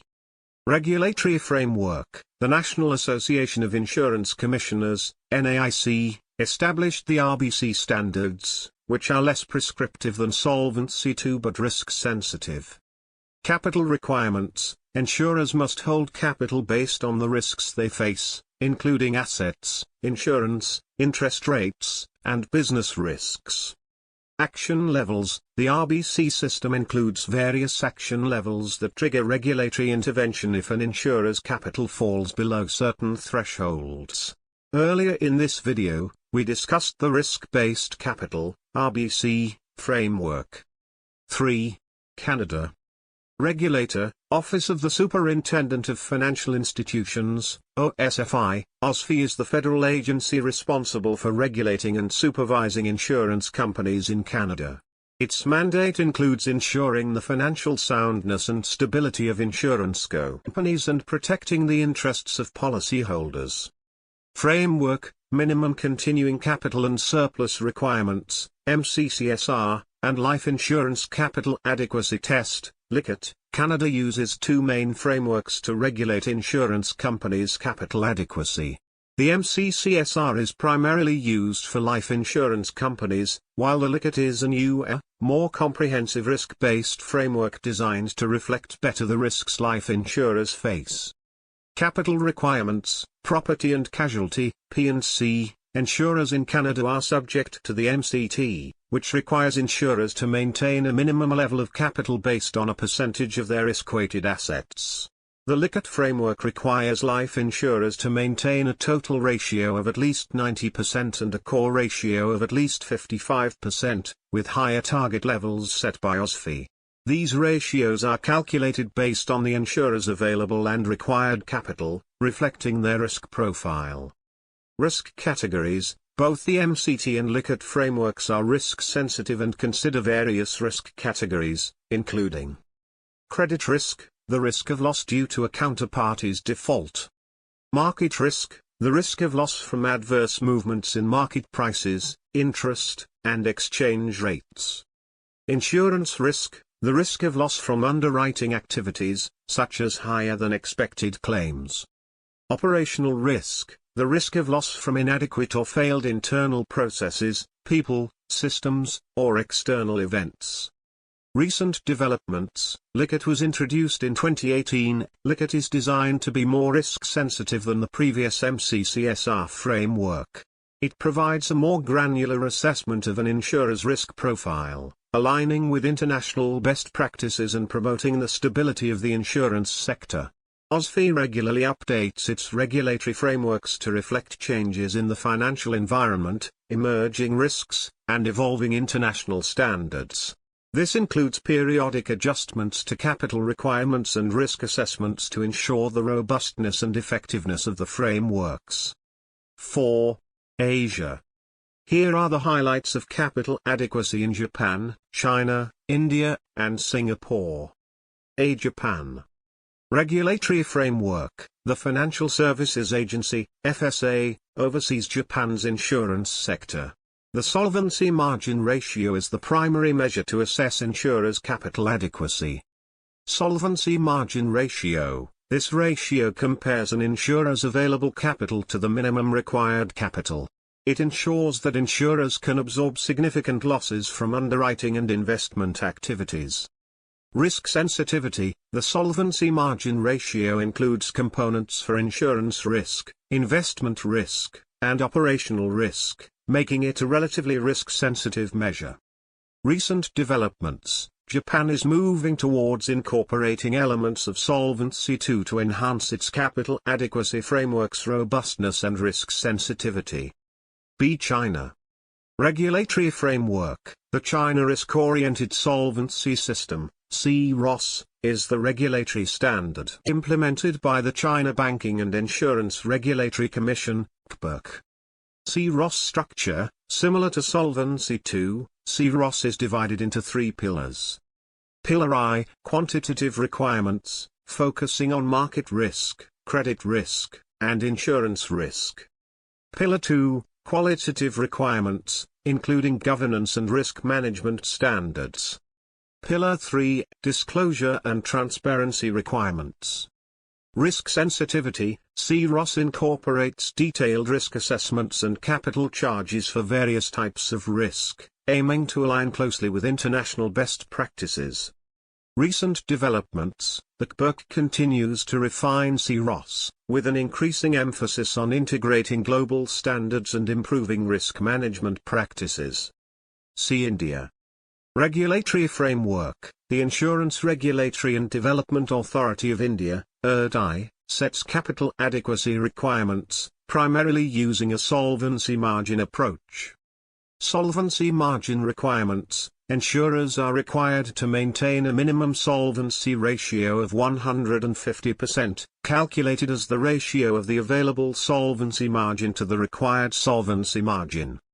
Risk sensitivity. The approach is less sophisticated than Solvency II, focusing mainly on ensuring insurers have a buffer to absorb losses but needing detailed risk-based capital assessments. Recent developments. The IRDAI is considering adopting more risk-based elements to enhance the robustness of the solvency framework. Singapore. Regulatory framework. The Monetary Authority of Singapore, MAS, implements the Risk-Based Capital Framework, RBC2.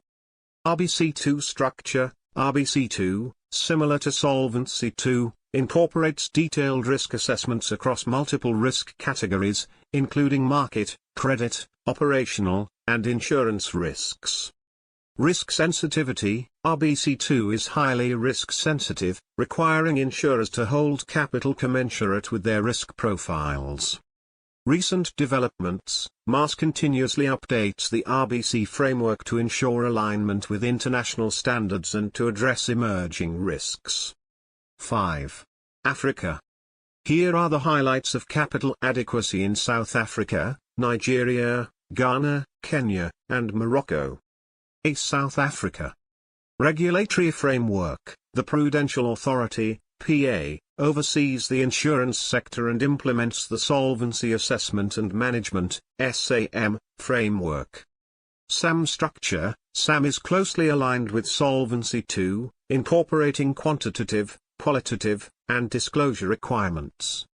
Pillar I, quantitative requirements, including the calculation of the SCR and MCR. Pillar 2, governance and risk management standards. Pillar 3, reporting and public disclosure requirements. Risk sensitivity. SAM is highly risk sensitive, requiring detailed risk assessments and capital charges. Recent developments. Continuous enhancements to SAM ensure alignment with global standards and address emerging risks. B. Nigeria. Regulator. The National Insurance Commission, NICOM, is the regulatory body responsible for supervising and regulating the insurance sector in Nigeria. Risk-based solvency framework. Nigeria is transitioning to a more risk-based solvency framework to ensure insurers maintain adequate capital to cover their risks. NICOM's framework is evolving to incorporate detailed assessments of various risk categories, ensuring that insurers hold capital commensurate with their risk exposures. Minimum capital requirement. NICOM mandates minimum capital levels for different types of insurers to ensure they have a basic buffer to absorb losses. Solvency capital requirement, SCR. The evolving risk-based approach requires insurers to calculate their SCR based on their specific risk profiles, including underwriting, market, credit, and operational risks. Recent developments. NICOM is implementing reforms to enhance the solvency framework's robustness and risk sensitivity, aiming for greater alignment with international best practices. See Ghana. Regulator. The National Insurance Commission, NIC, regulates and supervises the insurance sector in Ghana. Risk-based solvency framework. Ghana is adopting a more comprehensive, risk-based solvency framework to ensure insurers maintain adequate capital. Minimum capital requirement. The NIC mandates minimum capital levels for insurers to ensure a basic buffer to absorb losses. Solvency capital requirement, SCR. The evolving framework requires insurers to calculate their SCR based on their specific risk profiles, incorporating underwriting, market, credit, and operational risks. Recent developments. The NIC is implementing reforms to enhance the robustness and risk sensitivity of the solvency framework, aiming for greater alignment with international best practices. D. Kenya. Regulator. The Insurance Regulatory Authority, IRA, regulates and supervises the insurance industry in Kenya. Risk-based solvency framework. The IRA has implemented a risk-based solvency framework to ensure insurers maintain adequate capital to cover their risks. The framework incorporates risk-based elements, though less comprehensive than Solvency II. Capital requirements. Insurers are required to maintain a minimum level of capital to operate, ensuring a basic buffer to absorb losses. The solvency capital requirement, SCR, is calculated based on the insurer's risk profile, including underwriting, market, credit, and operational risks, ensuring a more risk-sensitive approach to capital adequacy. Recent developments. Insurers are required to maintain a minimum level of capital to operate and ensure a basic buffer to absorb losses. The IRA continues to refine its solvency framework to improve risk sensitivity and regulatory oversight. Morocco. Regulator, Autorité de Contrôle des Assurances et de la Prévoyance Sociale, ACAPS. ACAPS regulates the insurance sector in Morocco. Risk-based solvency framework. ACAPS has implemented a risk-based solvency framework to ensure insurers hold sufficient capital to cover their risk exposures. ACAPS framework includes detailed assessments of various risk categories, ensuring that insurers hold capital commensurate with their risk exposures. Minimum capital requirement. Insurers are required to maintain a minimum level of capital to ensure they have a basic buffer to absorb losses. Solvency capital requirement, SCR. The SCR is calculated based on the insurer's risk profile, including underwriting, market, credit, and operational risks. Recent developments. Framework enhancements. ACAPS continuously updates its regulatory framework to enhance risk sensitivity and improve regulatory oversight, aligning with international standards. 6. Middle East. Here are the highlights of capital adequacy in Saudi Arabia, United Arab Emirates, UAE, Qatar, Bahrain, Kuwait, Oman, and Jordan. Saudi Arabia. Regulatory framework. The Saudi Arabian Monetary Authority, SAMA, oversees the insurance sector and implements a risk-based solvency regime. SAMA's regulatory framework aims to ensure the financial stability and soundness of insurers operating within the country. Solvency requirements. Insurers must maintain sufficient capital to cover their underwriting, investment, and operational risks. Risk sensitivity. SAMA's approach incorporates risk-based elements, though less prescriptive than Solvency II. Recent developments. Efforts are ongoing to enhance risk sensitivity and align with international best practices. United Arab Emirates, UAE.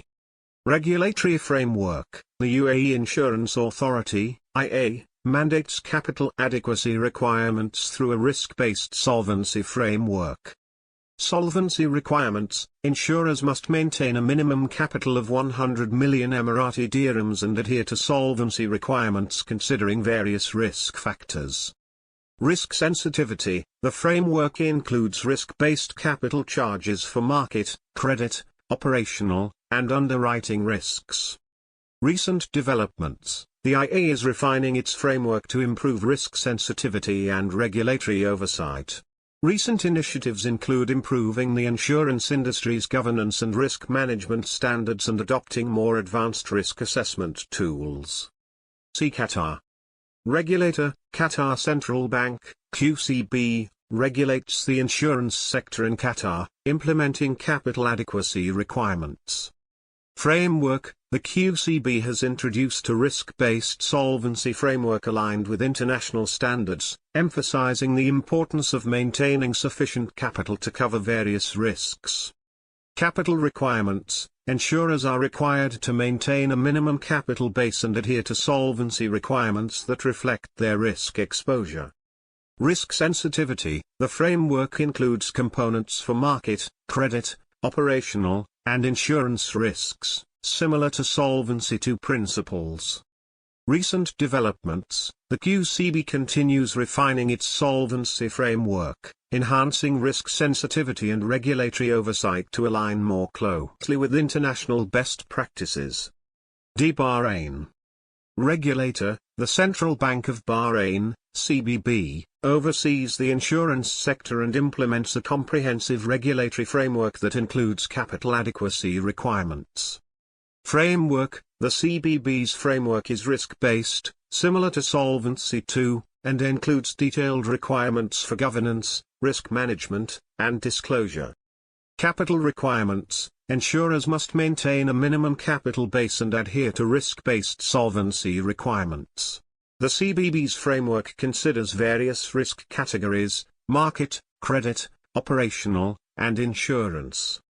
Risk sensitivity. The framework is designed to be highly risk sensitive, requiring insurers to hold capital commensurate with their risk profiles. Recent developments: the CBB continuously updates its regulatory framework to ensure alignment with international standards and to address emerging risks. EQ8.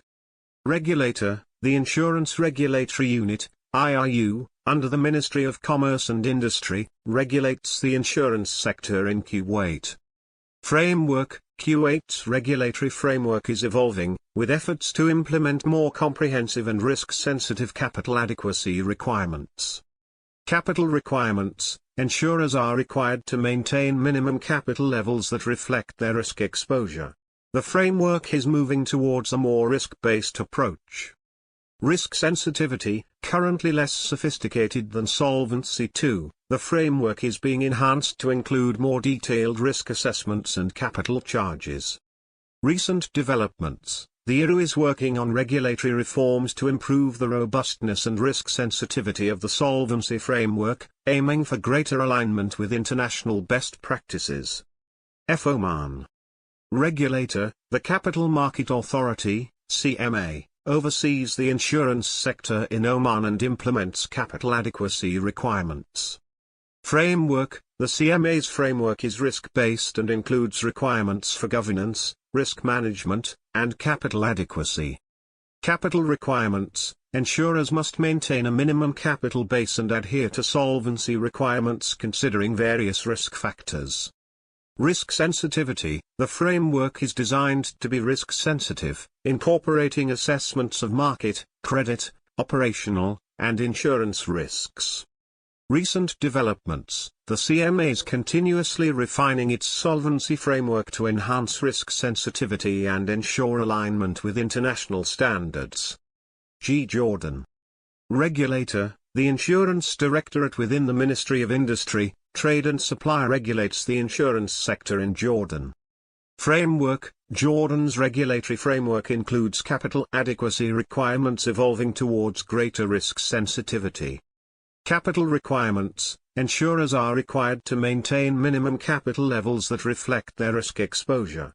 The framework is being enhanced to incorporate more risk-based elements.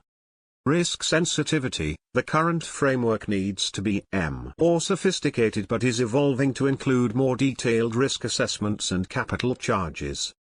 Recent developments: the Insurance Directorate is working on regulatory reforms to improve the robustness and risk sensitivity of the solvency framework, aiming for greater alignment with international best practices. Sectoral and portfolio differences in capital adequacy. Capital adequacy requirements vary significantly across insurance sectors, reflecting different regulatory philosophies and risk profiles.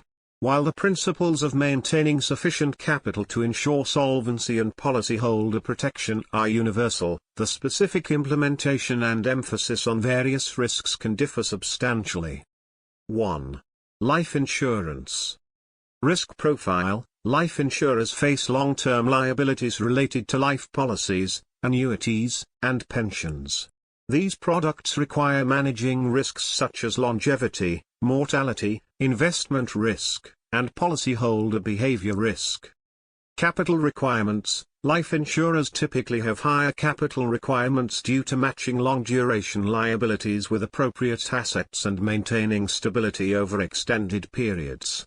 Solvency II, for example, imposes stringent capital requirements on life insurers to meet policyholders' future obligations.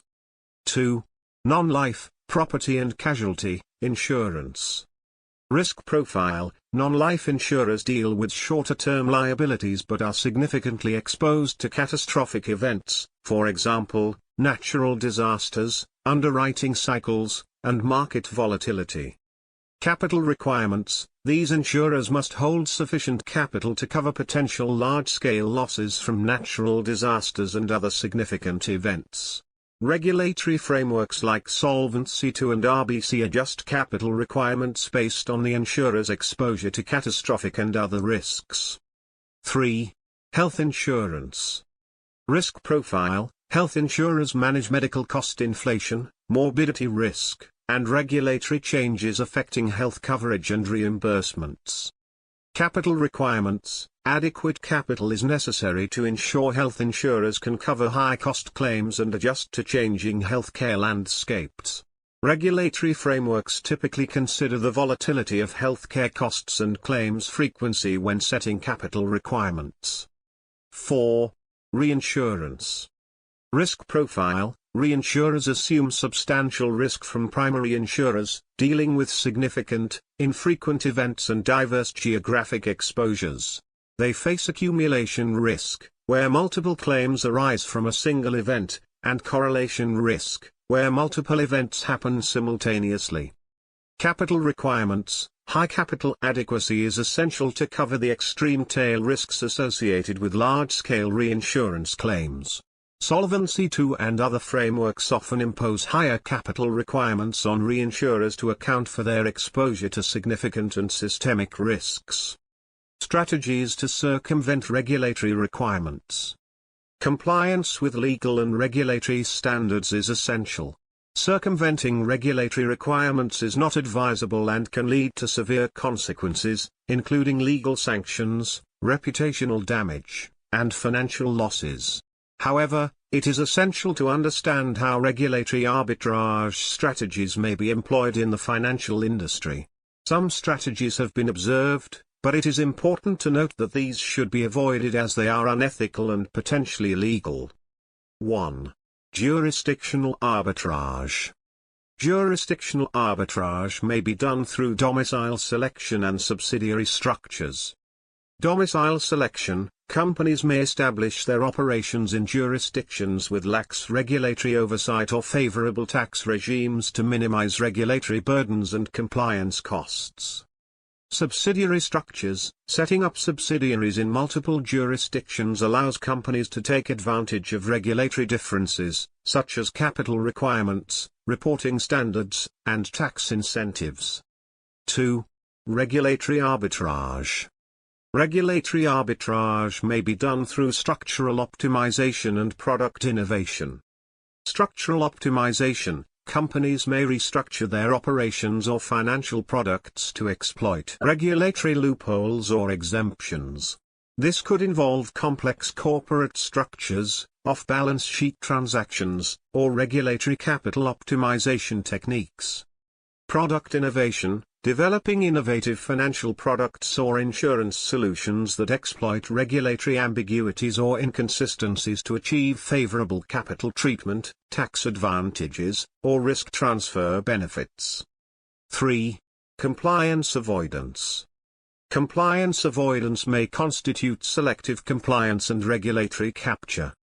Selective compliance. Companies may selectively comply with regulatory requirements or engage in window dressing to create the appearance of compliance while circumventing the spirit of the regulations. Regulatory capture, attempting to influence or control regulatory agencies or policymakers to shape regulations in the company's interests. 4. Technology-based strategies. Suitable technology-based strategies include algorithmic trading, blockchain, and cryptocurrencies. Algorithmic trading, utilizing algorithmic trading algorithms to exploit regulatory arbitrage opportunities in financial markets, such as latency arbitrage or regulatory reporting discrepancies. Blockchain and cryptocurrencies, leveraging blockchain technology and cryptocurrencies to circumvent traditional regulatory frameworks and oversight mechanisms. 5. Legal and regulatory maneuvering. Legal and regulatory maneuvering entails legal interpretation and regulatory lobbying. Legal interpretation, exploiting legal ambiguities or loopholes in regulatory language to justify non-compliance or circumvent regulatory requirements. Regulatory lobbying, engaging in lobbying efforts to influence regulatory policies, standards, or enforcement actions in favor of the company's interests. While these strategies may have been observed in practice, it is essential to emphasize that they are unethical and potentially illegal. Regulatory compliance is a fundamental principle of ethical business conduct and is vital for maintaining trust, integrity, and stability in the financial industry. Companies should prioritize transparency, accountability, ethical behavior, risk management practices, and interactions with regulators and stakeholders. Any attempt to circumvent regulatory requirements undermines the financial system's integrity and exposes companies to significant legal, financial, and reputational risks. Hence, discussing the cost implications of circumventing regulatory requirements is necessary. Cost implications of circumventing regulatory requirements. Attempting to circumvent regulatory requirements can have significant cost implications for insurance companies in the short and long term. Here are some cost implications of circumventing regulatory requirements by insurance companies. 1. Legal and regulatory sanctions. Fines and penalties. Regulators may impose fines, penalties, or sanctions for non-compliance or regulatory violations. These fines can be substantial and can erode profitability and shareholder value. Legal costs. Companies may incur significant legal expenses related to regulatory investigations, enforcement actions, or litigation resulting from non-compliance. 2. Reputational damage. Loss of trust. Regulatory violations can damage the company's reputation and erode public trust in its integrity, ethics, and governance practices. Customer attrition. Reputational damage may lead to customer attrition, as policyholders, investors, and business partners may choose to disassociate from the company due to concerns about its compliance record. 3. Increased compliance costs. Remediation efforts. Companies may incur additional costs to remediate compliance deficiencies, implement corrective actions, and strengthen internal controls and compliance frameworks.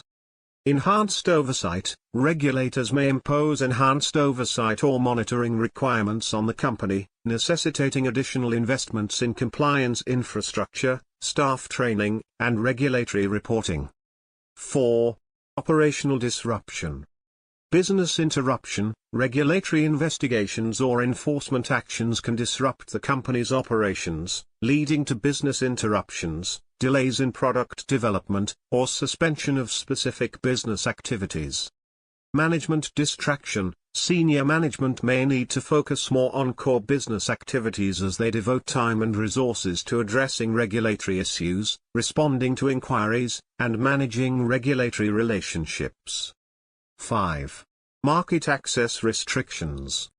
Regulatory restrictions. Regulators may impose restrictions or conditions on the company's business operations, such as limitations on product offerings, geographic expansion, or acquisitions, limiting growth opportunities and market access. Reputational barriers. Regulatory violations may create reputational barriers that impede the company's ability to attract new customers, partners, or investors, hindering its competitiveness and growth prospects. 6. Long-term sustainability. Strategic implications. Regulatory non-compliance can have strategic implications for the company's long-term sustainability and viability. Persistent regulatory violations may erode shareholder value, impair the company's ability to raise capital or trigger regulatory intervention, including license revocation or business dissolution. Attempting to circumvent regulatory requirements can have far-reaching and costly consequences for insurance companies, including legal and regulatory sanctions, reputational damage, increased compliance costs, operational disruption, market access restrictions, and long-term sustainability risks. Companies must prioritize regulatory compliance, ethical conduct, and risk management to mitigate these risks and safeguard their financial stability, reputation, and stakeholder trust. Compliance with regulatory requirements is a legal obligation and a critical component of sound corporate governance and responsible business practices in the insurance industry. After explaining the cost implications of circumventing regulatory requirements, let us discuss the impact of economic cycles and market conditions. Impact of economic cycles and market conditions on capital adequacy. The impact of economic cycles and market conditions on insurance companies is significant and multifaceted, influencing their financial performance, risk exposure, and capital adequacy. Economic cycles and market conditions can affect insurance companies in the following ways. 1. Premium revenue. Economic cycles and market conditions impact insurance companies' premium income through economic expansion and contraction. Economic expansion. During economic expansionary periods, increased economic activity and consumer spending often lead to higher demand for insurance products, such as property and casualty insurance, life insurance, and health insurance. This results in higher premium revenue for insurance companies as policyholders seek to protect their assets and income. Economic contraction. During economic downturns, reduced consumer spending, business investment, and employment levels may dampen demand for insurance products. Policyholders may reassess their insurance needs and reduce coverage or lapse policies to reduce expenses, leading to lower premium revenue for insurance companies. 2. Investment income. Economic cycles and market conditions impact insurance companies' investment income through interest rates and equity markets. Interest rates. Insurance companies typically invest premiums from policyholders in fixed income securities, such as bonds and treasury securities, to generate investment income. Changes in interest rates, driven by monetary policy decisions or economic conditions, can impact insurers' investment returns and overall profitability.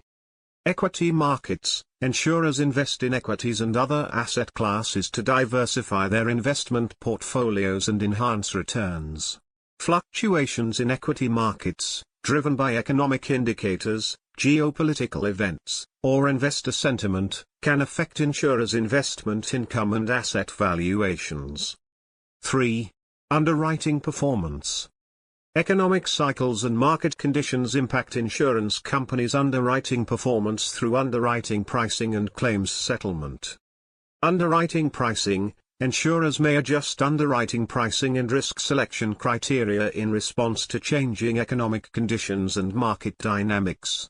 Insurers may become more conservative in underwriting and pricing during economic downturns to mitigate increased risks and preserve profitability. Claims frequency and severity. Economic cycles can influence the frequency and severity of insurance claims. For example, during economic downturns, businesses may cut costs, reduce maintenance spending, or delay investments, leading to increased risk of property damage, liability claims, or business interruptions. 4. Regulatory environment and response. Economic cycles and market conditions impact insurance companies' regulatory environment and response. Economic cycles and market conditions can influence regulatory priorities, policy responses, and supervisory practices in the insurance industry. Regulators may adjust capital requirements, risk management standards, or reporting obligations in response to economic downturns, financial crises, or emerging risks. 5. Capital adequacy. Economic cycles and market conditions impact insurance companies' risk exposure and stress test results. Risk exposure. Economic cycles can impact insurers' risk exposure and capital adequacy. Insurers may experience increased growth opportunities, risk appetite, and capital requirements during economic expansions. Conversely, economic downturns may result in higher risk aversion, capital preservation, and deleveraging strategies. Stress testing. Insurers conduct stress tests to assess their resilience to adverse economic scenarios and market conditions.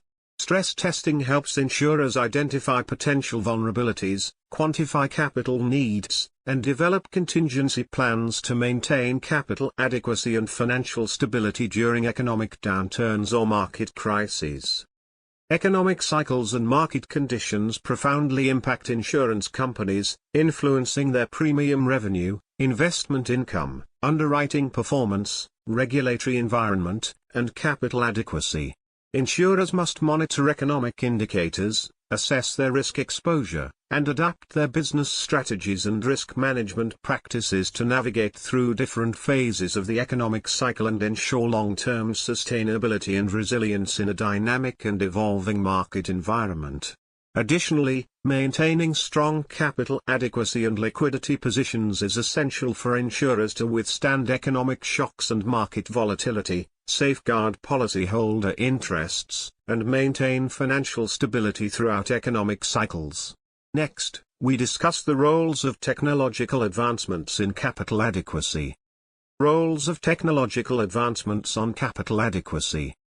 Technological advancements play a crucial role in shaping capital adequacy for insurance companies by influencing risk management practices, operational efficiency, data analytics capabilities, and regulatory compliance. Here are some critical roles of technological advancements on capital adequacy. 1. Advanced analytics. Technological advancements enable insurers to leverage advanced analytics techniques, such as predictive modeling, machine learning, and artificial intelligence, to enhance risk assessment, quantify risk exposures, and optimize capital allocation strategies. 2. Real-time monitoring. Technology allows insurers to monitor risk exposures, market conditions, and portfolio performance in real time, enabling proactive risk management, timely decision-making, and rapid response to emerging risks or market fluctuations. 3. Automation and digitization. Technology facilitates process automation, workflow digitization, and data integration across the insurance value chain, streamlining operations, reducing manual errors, and enhancing operational efficiency. Improved efficiency helps insurers optimize resource allocation and capital utilization to strengthen capital adequacy. 4. Cost reduction. Technological advancements enable insurers to reduce operating costs, administrative expenses, and overheads through automation, digitization, and process optimization, freeing up capital resources for investment in growth initiatives or capital reserves. 5. Data-driven decision-making. Technology enables insurers to harness vast amounts of structured and unstructured data from internal and external sources to gain insights into risk exposures, customer behavior, market trends, and portfolio performance. Data analytics empowers insurers to make informed decisions, optimize capital allocation, and enhance risk-adjusted returns. 6. Predictive modeling. Advanced data analytics techniques, such as predictive modeling and scenario analysis, allow insurers to assess the impact of different scenarios, events, and market conditions on capital adequacy, enabling proactive risk management and capital planning. 7. Regulatory reporting. Technology facilitates regulatory reporting, data management, and compliance monitoring, enabling insurers to meet regulatory requirements, submit accurate and timely reports, and demonstrate compliance with capital adequacy standards and solvency regulations. 8. RegTech solutions. Regulatory technology. RegTech solutions leverage technology to automate regulatory compliance processes, monitor regulatory changes, and facilitate regulatory reporting, helping insurers streamline compliance efforts and reduce costs associated with capital adequacy requirements. 9. Capital modeling. Technological advancements enable insurers to develop sophisticated capital models, stress testing frameworks, and risk aggregation tools to assess capital adequacy, quantify risk exposures, and optimize capital allocation across different business lines, products, and risk categories. 10. Capital efficiency. Technology allows insurers to improve capital efficiency by identifying capital-intensive activities, optimizing risk-adjusted returns, and reallocating capital resources to high-growth, low-risk opportunities. This, in turn, enhances overall capital adequacy and financial performance. Technological advancements play a transformative role in enhancing capital adequacy for insurance companies by enabling more effective risk management, operational efficiency, data analytics capabilities, regulatory compliance, and capital optimization. Insurers that leverage technology to harness data, automate processes, and enhance decision-making capabilities can improve their capital adequacy, resilience, and competitiveness in a dynamic and evolving market environment while meeting regulatory requirements and protecting policyholder interests. Continuous investment in technology, innovation, and digital transformation is essential for insurers to adapt to changing market conditions, regulatory expectations, and customer preferences while maintaining strong capital positions and financial stability. Insurance companies, regulators, policyholders, investors, employees, and other stakeholders play essential roles in the insurance capital adequacy framework. Let us discuss the implications of capital adequacy for these stakeholders. Implications of capital adequacy for insurance companies. Capital adequacy is a critical aspect of risk management and financial stability for insurance companies, with significant implications across various aspects of their operations, performance, and regulatory compliance. Here are some critical impacts of capital adequacy for insurance companies. 1. Solvency. Maintaining adequate capital ensures that insurers have sufficient financial resources to meet their obligations to policyholders, creditors, and other stakeholders, even under adverse circumstances or unexpected losses. 2. Resilience. Adequate capital buffers provide insurers with resilience to withstand economic downturns, catastrophic events, or adverse claims experience without impairing their solvency or liquidity positions. 3. Compliance requirements. Regulatory authorities impose minimum capital requirements and solvency standards to ensure that insurers maintain sufficient capital adequacy to absorb potential losses and protect policyholders' interests. 4.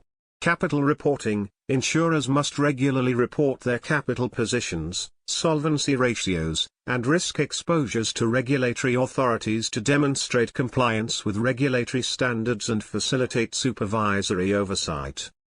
5. Risk mitigation. Adequate capital allows insurers to mitigate risks, including underwriting, investment, market, credit, and operational risks by allocating capital reserves to cover potential losses or unforeseen contingencies. 6.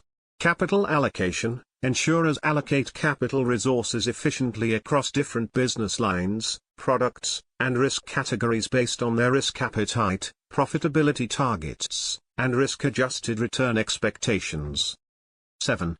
Market competitiveness. Insurers with solid capital adequacy positions may enjoy a competitive advantage by demonstrating financial strength, stability, and resilience to policyholders, regulators, rating agencies, and investors. 8. Business growth. Adequate capital enables insurers to support business growth initiatives, expand into new markets, develop innovative products, and pursue strategic opportunities, such as mergers and acquisitions, partnerships, or organic growth. 9. Investor relations. Maintaining adequate capital adequacy enhances investor confidence and trust in the insurer's financial health, risk management practices, and ability to generate sustainable returns over the long term. 10. Shareholder value. Insurers with solid capital positions may attract higher valuations, lower cost of capital, and greater investor interest, leading to enhanced shareholder value and long-term shareholder returns. 11. Claims payment ability. Adequate capital ensures that insurers can meet their contractual obligations to policyholders by promptly paying claims, safeguarding policyholders' interests, and maintaining public confidence in the insurance industry. 12. Financial security. Policyholders are reassured by insurers' strong capital adequacy positions, knowing that their insurance coverage is backed by sufficient financial resources to settle claims and withstand adverse events or economic downturns. Capital adequacy is fundamental to insurance companies' financial stability, regulatory compliance, risk management, business operations, investor confidence, and policyholder protection.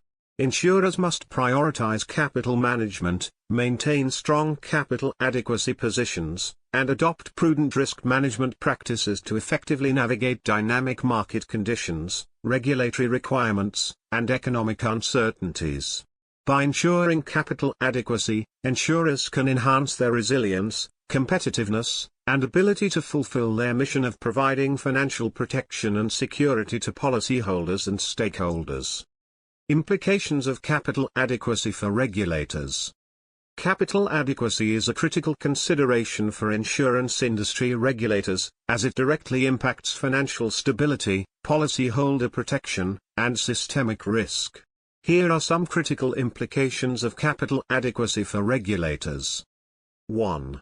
Systemic risk mitigation. Ensuring that insurance companies maintain adequate capital buffers helps mitigate systemic risk by reducing the likelihood of insurer insolvencies or financial distress that could have broader systemic implications for the financial system.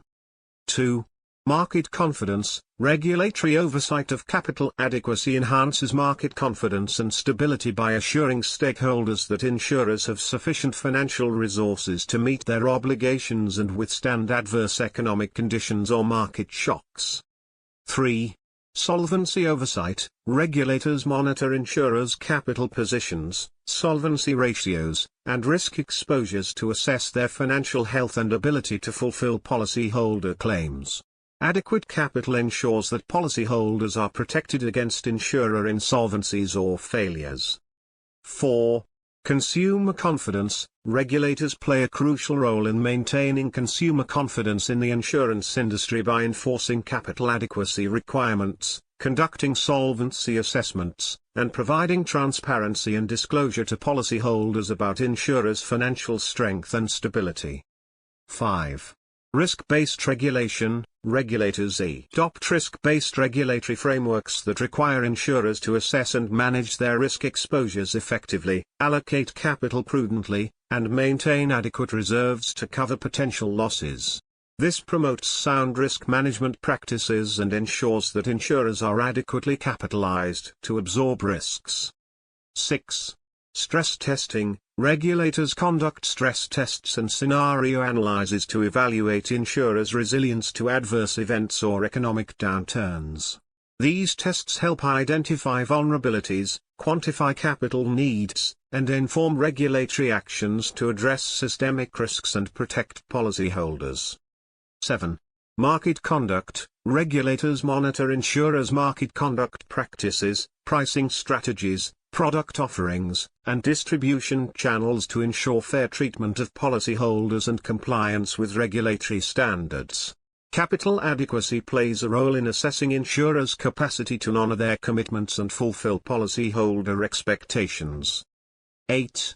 Competitive landscape. Regulators assess insurers' capital positions and market competitiveness to promote market efficiency, competition, and consumer choice while safeguarding policyholder interests and maintaining financial stability. 9. Supervisory oversight. Regulators oversee insurers' compliance with capital adequacy requirements through supervisory examinations, risk assessments, and regulatory reporting. Adequate supervision ensures insurers adhere to regulatory standards, address compliance deficiencies, and maintain financial resilience. 10. Regulatory harmonization. Regulators collaborate domestically and internationally to harmonize regulatory standards, share best practices, and promote consistency in capital adequacy frameworks across jurisdictions. This enhances regulatory effectiveness, reduces regulatory arbitrage, and fosters cross-border cooperation in supervision and enforcement. Capital adequacy is a cornerstone of regulatory oversight in the insurance industry, with implications for financial stability, policyholder protection, risk management, market oversight, and regulatory effectiveness. Regulators play a vital role in setting and enforcing capital adequacy requirements, conducting solvency assessments, monitoring insurers' financial health, and promoting market confidence and stability.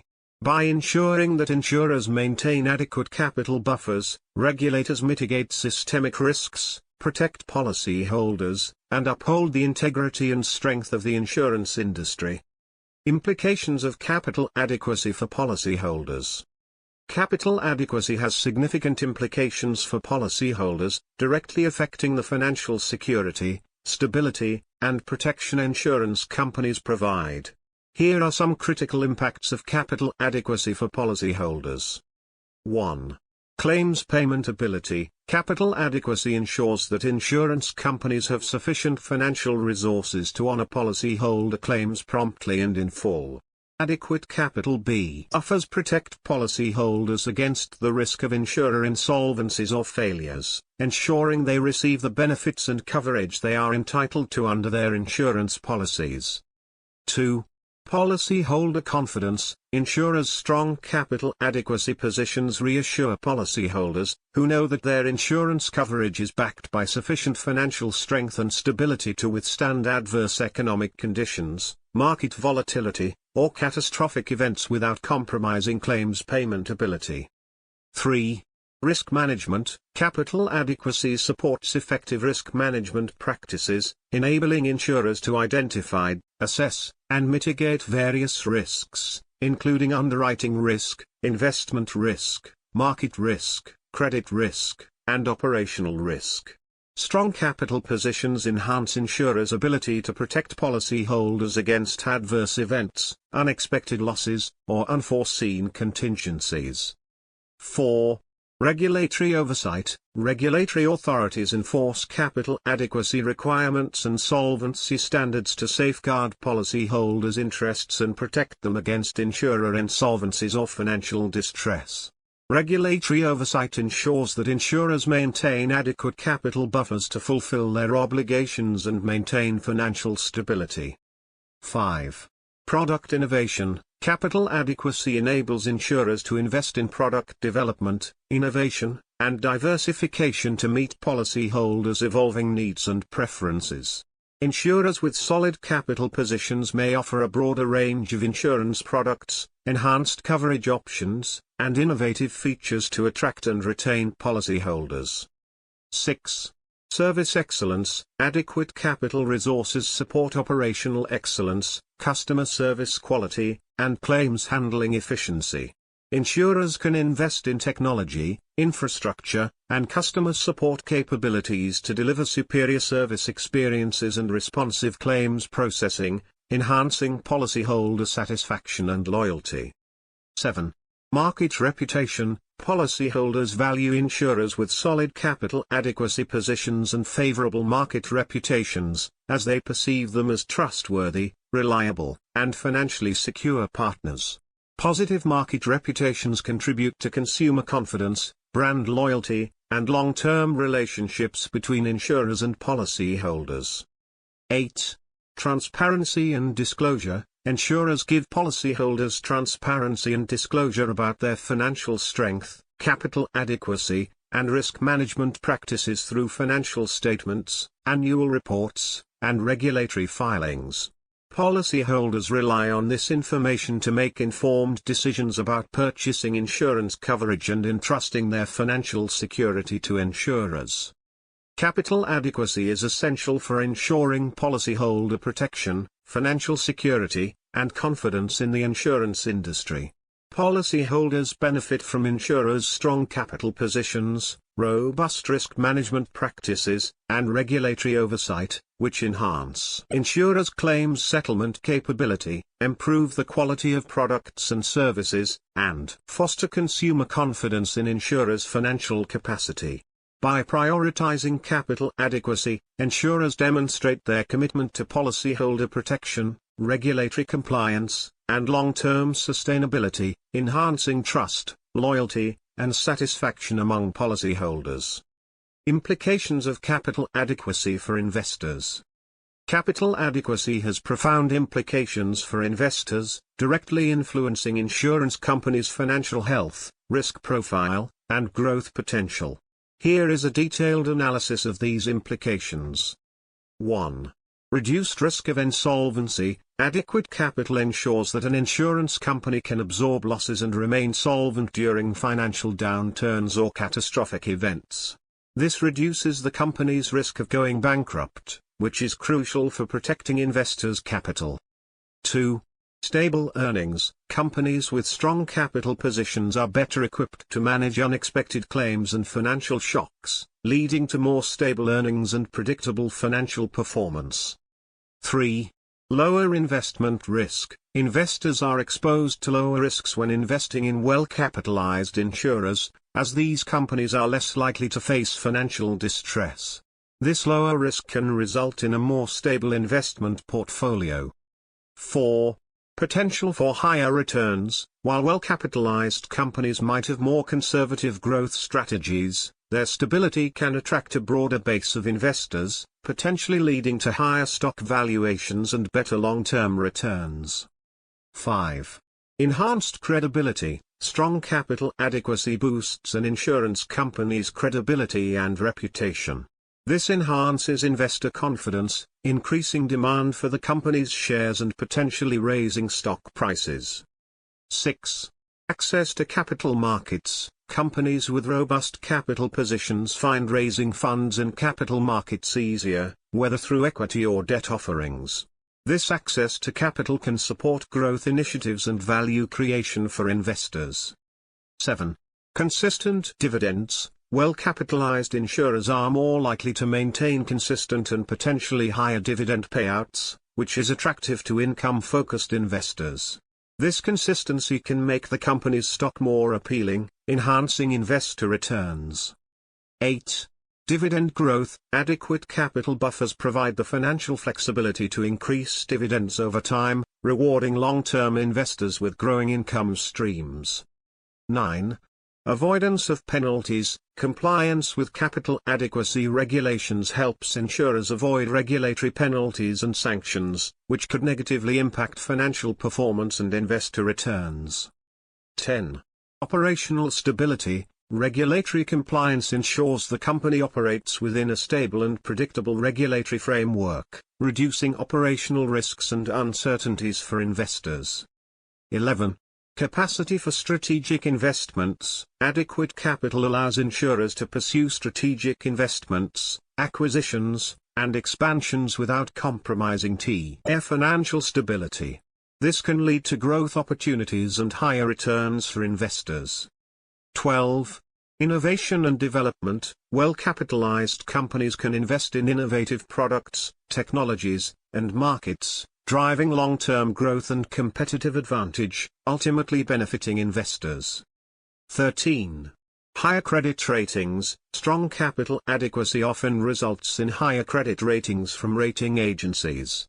Higher ratings can lower borrowing costs and improve the company's ability to raise capital, positively affecting financial performance and investor returns. 14. Market perception. Higher credit ratings enhance the market perception of the company's financial strength and stability, attracting more investors and potentially increasing the stock price. 15. Protection against economic cycles. Adequate capital buffers help insurers withstand economic cycles and market volatility. This resilience protects investors from significant losses during downturns and positions the company to capitalize on opportunities during recoveries. 16. Stress testing and preparedness. Regular stress testing and scenario analysis, often required by capital adequacy regulations, ensure that insurers are prepared for various adverse conditions, providing additional security to investors. For investors, capital adequacy is a critical factor that influences the overall attractiveness of an insurance company as an investment. Adequate capital enhances financial stability, reduces investment risk, ensures regulatory compliance, supports consistent dividends, and fosters growth and innovation. It also improves market confidence and credit ratings, improving access to capital markets and higher stock valuations. Consequently, well-capitalized insurers provide a more secure and potentially rewarding investment opportunity, making capital adequacy a key consideration for investors when evaluating insurance companies. Implications of capital adequacy for insurance companies' employees. Capital adequacy has several important implications for insurance companies' employees. These implications affect job security, career development, operational stability, and employee morale. Here are some consequences of capital adequacy for insurance companies' employees. 1. Job security. Adequate capital ensures the insurance company's financial stability, reducing the risk of insolvency and layoffs. Employees are more likely to have job security when their employer is financially sound. 2. Employees' retention. Financially stable companies can better retain employees during economic downturns or market volatility, reducing the likelihood of job cuts. 3. Professional growth. Companies with strong capital positions are more likely to invest in employee training and development programs. This investment supports employees' professional growth and enhances their skills. 4. Career advancement. Financially robust insurers often have more opportunities for career advancement and promotion, as they can invest in new business lines, markets, and innovative projects, creating new roles and leadership opportunities. 5. Consistent operations. Adequate capital allows insurance companies to maintain consistent operations even during challenging economic times. This stability ensures that employees can focus on their roles without the distraction of financial instability. 6. Resource availability. Stable companies are better able to allocate resources effectively and provide employees with the tools, technology, and support they need to perform their jobs efficiently. 7. Positive work environment. Financially secure companies tend to have higher employee morale as workers feel safe and optimistic about the company's future. This positive environment can boost productivity and job satisfaction. 8. Motivation and engagement. Employees are more motivated and engaged when they work for a financially healthy company that invests in its workforce and fosters a culture of stability and growth. 9. Competitive salaries. Well-capitalized insurance companies are better positioned to offer competitive salaries and benefits, helping them attract and retain top talent. 10. Incentive programs. Financially strong insurers can provide performance-based incentives and bonuses, enhancing employee motivation and rewarding high performance. 11. Comprehensive benefits. Adequate capital allows companies to offer comprehensive health and well-being programs, including health insurance, wellness programs, and retirement plans. These benefits support employees' overall well-being and long-term financial security. 12. Work-life balance. Financially stable companies are more likely to implement policies and programs that promote work-life balance, such as flexible working arrangements and mental health support. 13. Crisis management. Companies with strong capital adequacy are better equipped to handle crises, whether financial, operational, or related to external events like natural disasters or pandemics. This resilience ensures continuity for employees, minimizing disruption to their work and personal lives. 14. Strategic planning. Adequate capital enables long-term strategic planning and investment, ensuring the company can navigate future challenges and seize opportunities, creating a more secure environment for employees. 15. Regular updates. Financially healthy companies maintain open lines of communication with their employees about the company's financial status and strategic direction. This transparency fosters trust and a sense of inclusion among employees. 16. Employee involvement. Involving employees in decision-making and informing them about the company's financial health can enhance their commitment and loyalty to the organization. Capital adequacy is crucial not only for insurance companies' financial health but also for their employees' well-being and professional growth. Adequate capital enhances job security, career development opportunities, operational stability, and employee morale.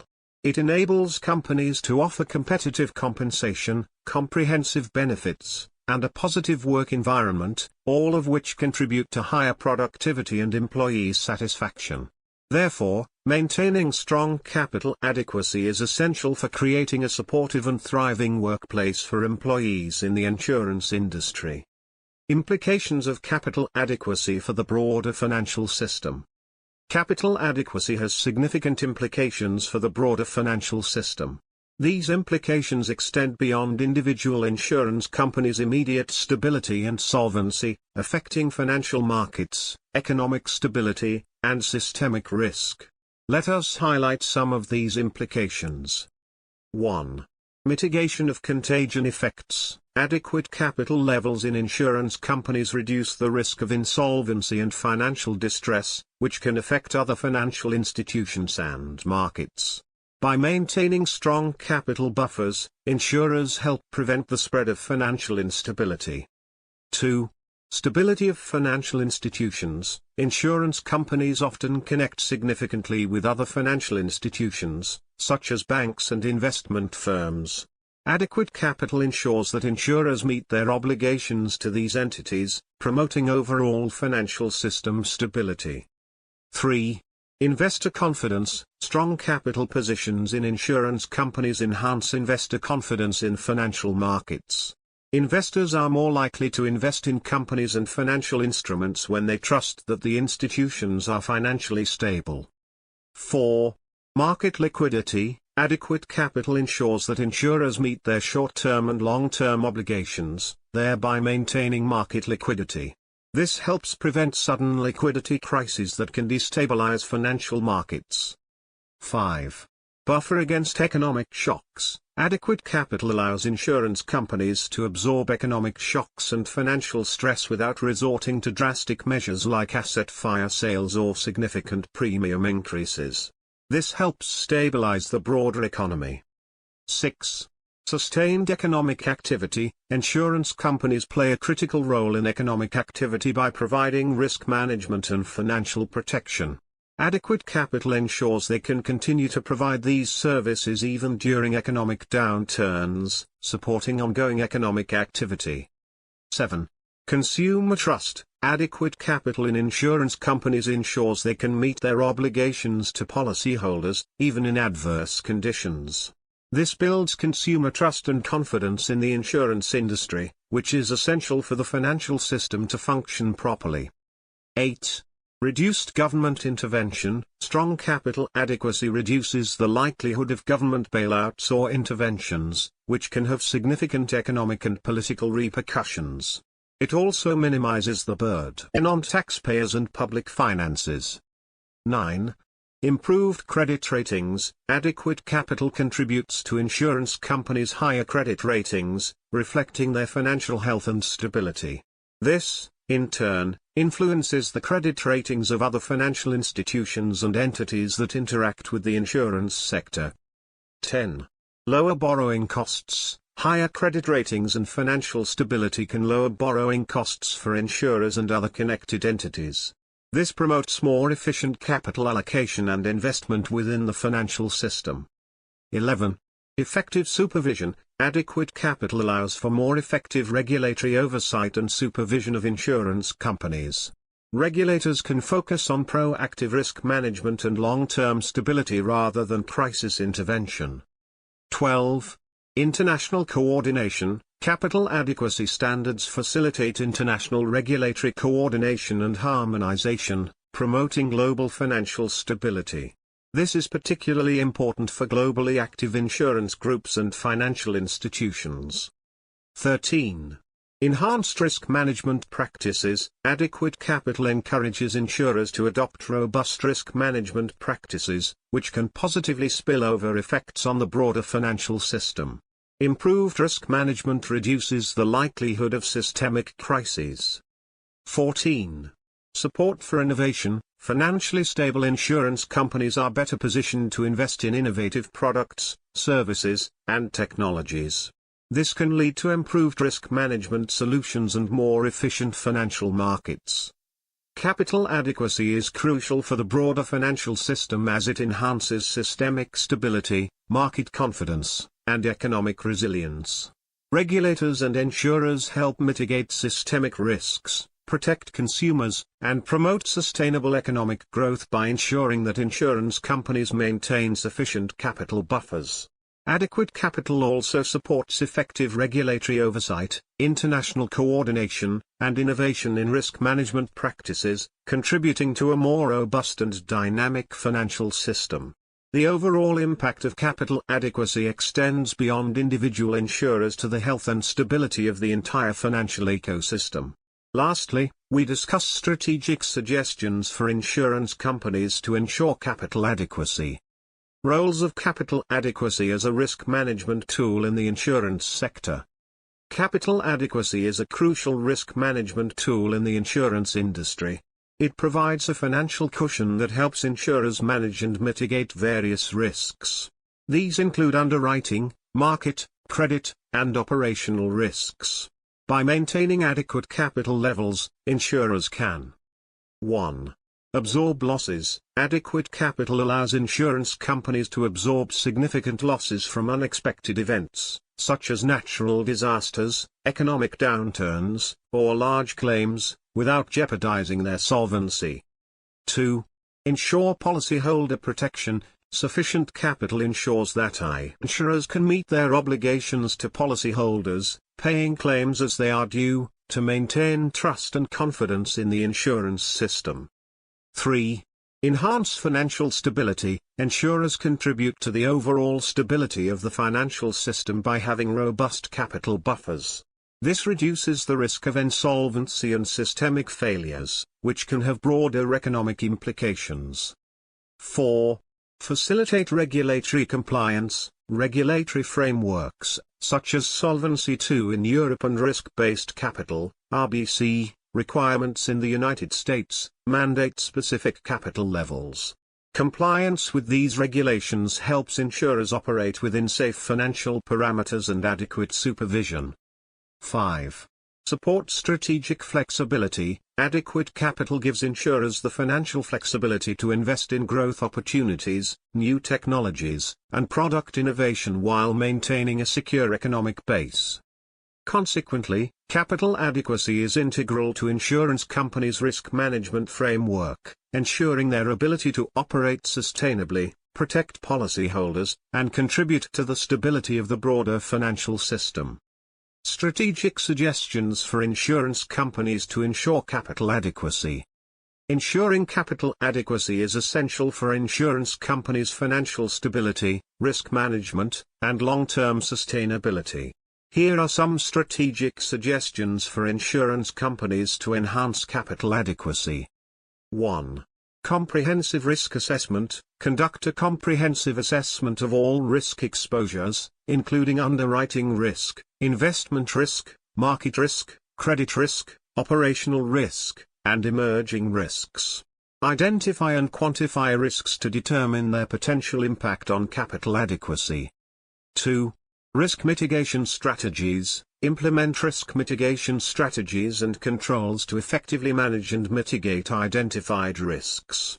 This may include diversifying risk exposures, implementing risk transfer mechanisms, for example, reinsurance, and enhancing underwriting standards and claims management processes. 3. Dynamic capital planning. Develop a framework that aligns capital resources with strategic objectives, risk appetite, and regulatory requirements. Regularly assess capital needs and stress test scenarios, and model capital adequacy to optimize capital allocation across different business lines, products, and risk categories. 4. Capital efficiency measures. Implement measures to improve capital efficiency, such as optimizing investment portfolios, reducing capital-intensive activities, and reallocating capital to high-growth, low-risk opportunities. Balance risk-adjusted returns with capital preservation to maximize capital adequacy. 5. Regulatory engagement. Engage proactively with regulatory authorities to stay informed about regulatory developments, capital requirements, and supervisory expectations. Ensure compliance with regulatory standards, reporting obligations, and capital adequacy requirements to maintain regulatory approval and market credibility. 6. RegTech solutions. Leverage regulatory technology, RegTech solutions to automate regulatory reporting, compliance monitoring, and risk management processes. Implement technology-driven solutions to enhance regulatory transparency, efficiency, and accuracy in meeting capital adequacy requirements. 7. Technology and innovation. Invest in technology, data analytics, and digital transformation initiatives to enhance risk management capabilities, operational efficiency, and capital optimization. Leverage advanced analytics, artificial intelligence, and automation to improve decision-making, streamline processes, and reduce costs. 8. Product innovation. Develop innovative insurance products and solutions that meet evolving customer needs, address emerging risks, and optimize risk-adjusted returns. Explore new markets, distribution channels, and partnership opportunities to expand revenue streams and enhance capital adequacy. 9. Conservative capital management. Adopt a conservative approach to capital management by maintaining adequate capital buffers, liquidity reserves, and solvency margins to withstand adverse events, economic downturns, or catastrophic losses. Prioritize capital preservation and financial stability over short-term profitability. 10. Stress testing and scenario analysis. Conduct stress tests, scenario analyses, and sensitivity assessments to evaluate the impact of adverse events, market volatility, and economic shocks on capital adequacy. Use stress testing results to identify vulnerabilities, set risk tolerances, and enhance capital resilience. By implementing these strategic suggestions, insurance companies can strengthen their capital adequacy, enhance risk management practices, ensure regulatory compliance, and position themselves for sustainable growth and resilience in a dynamic market environment. Continuous monitoring, evaluation, and adjustment of capital adequacy strategies are essential to adapt to changing market conditions, regulatory requirements, and emerging risks while maintaining financial stability and protecting policyholder interests. Conclusion. Capital adequacy is a critical concept that underpins insurance companies' financial health and stability. It encompasses various regulatory and internal measures to ensure insurers can withstand financial shocks, protect policyholders, and maintain market confidence. Regulatory changes significantly impact capital adequacy in the insurance industry, influencing insurers' capital positions, risk management practices, market dynamics, and policyholder protection. By imposing higher capital requirements, enhancing risk management standards, and promoting market stability, regulatory changes aim to strengthen the insurance sector's resilience and strength, ultimately benefiting policyholders and the broader economy. Insurers must adapt to these regulatory changes by maintaining strong capital positions, implementing robust risk management practices, and remaining vigilant to emerging regulatory developments. I hope this video is educative and beneficial to you. Please post your comments below in the comments section. If this video has been educative and beneficial, please give it a thumbs up and share it with your friends. Thank you for seeing the Solomon Fadun, Risk Management of Everything videos. I love to hear from you. Please post your comments and questions in the comments section below. If you are new here, subscribe to the channel, Solomon Fadun, Risk Management of Everything's channel, and press the notification button to be notified when new videos are uploaded. Thank you.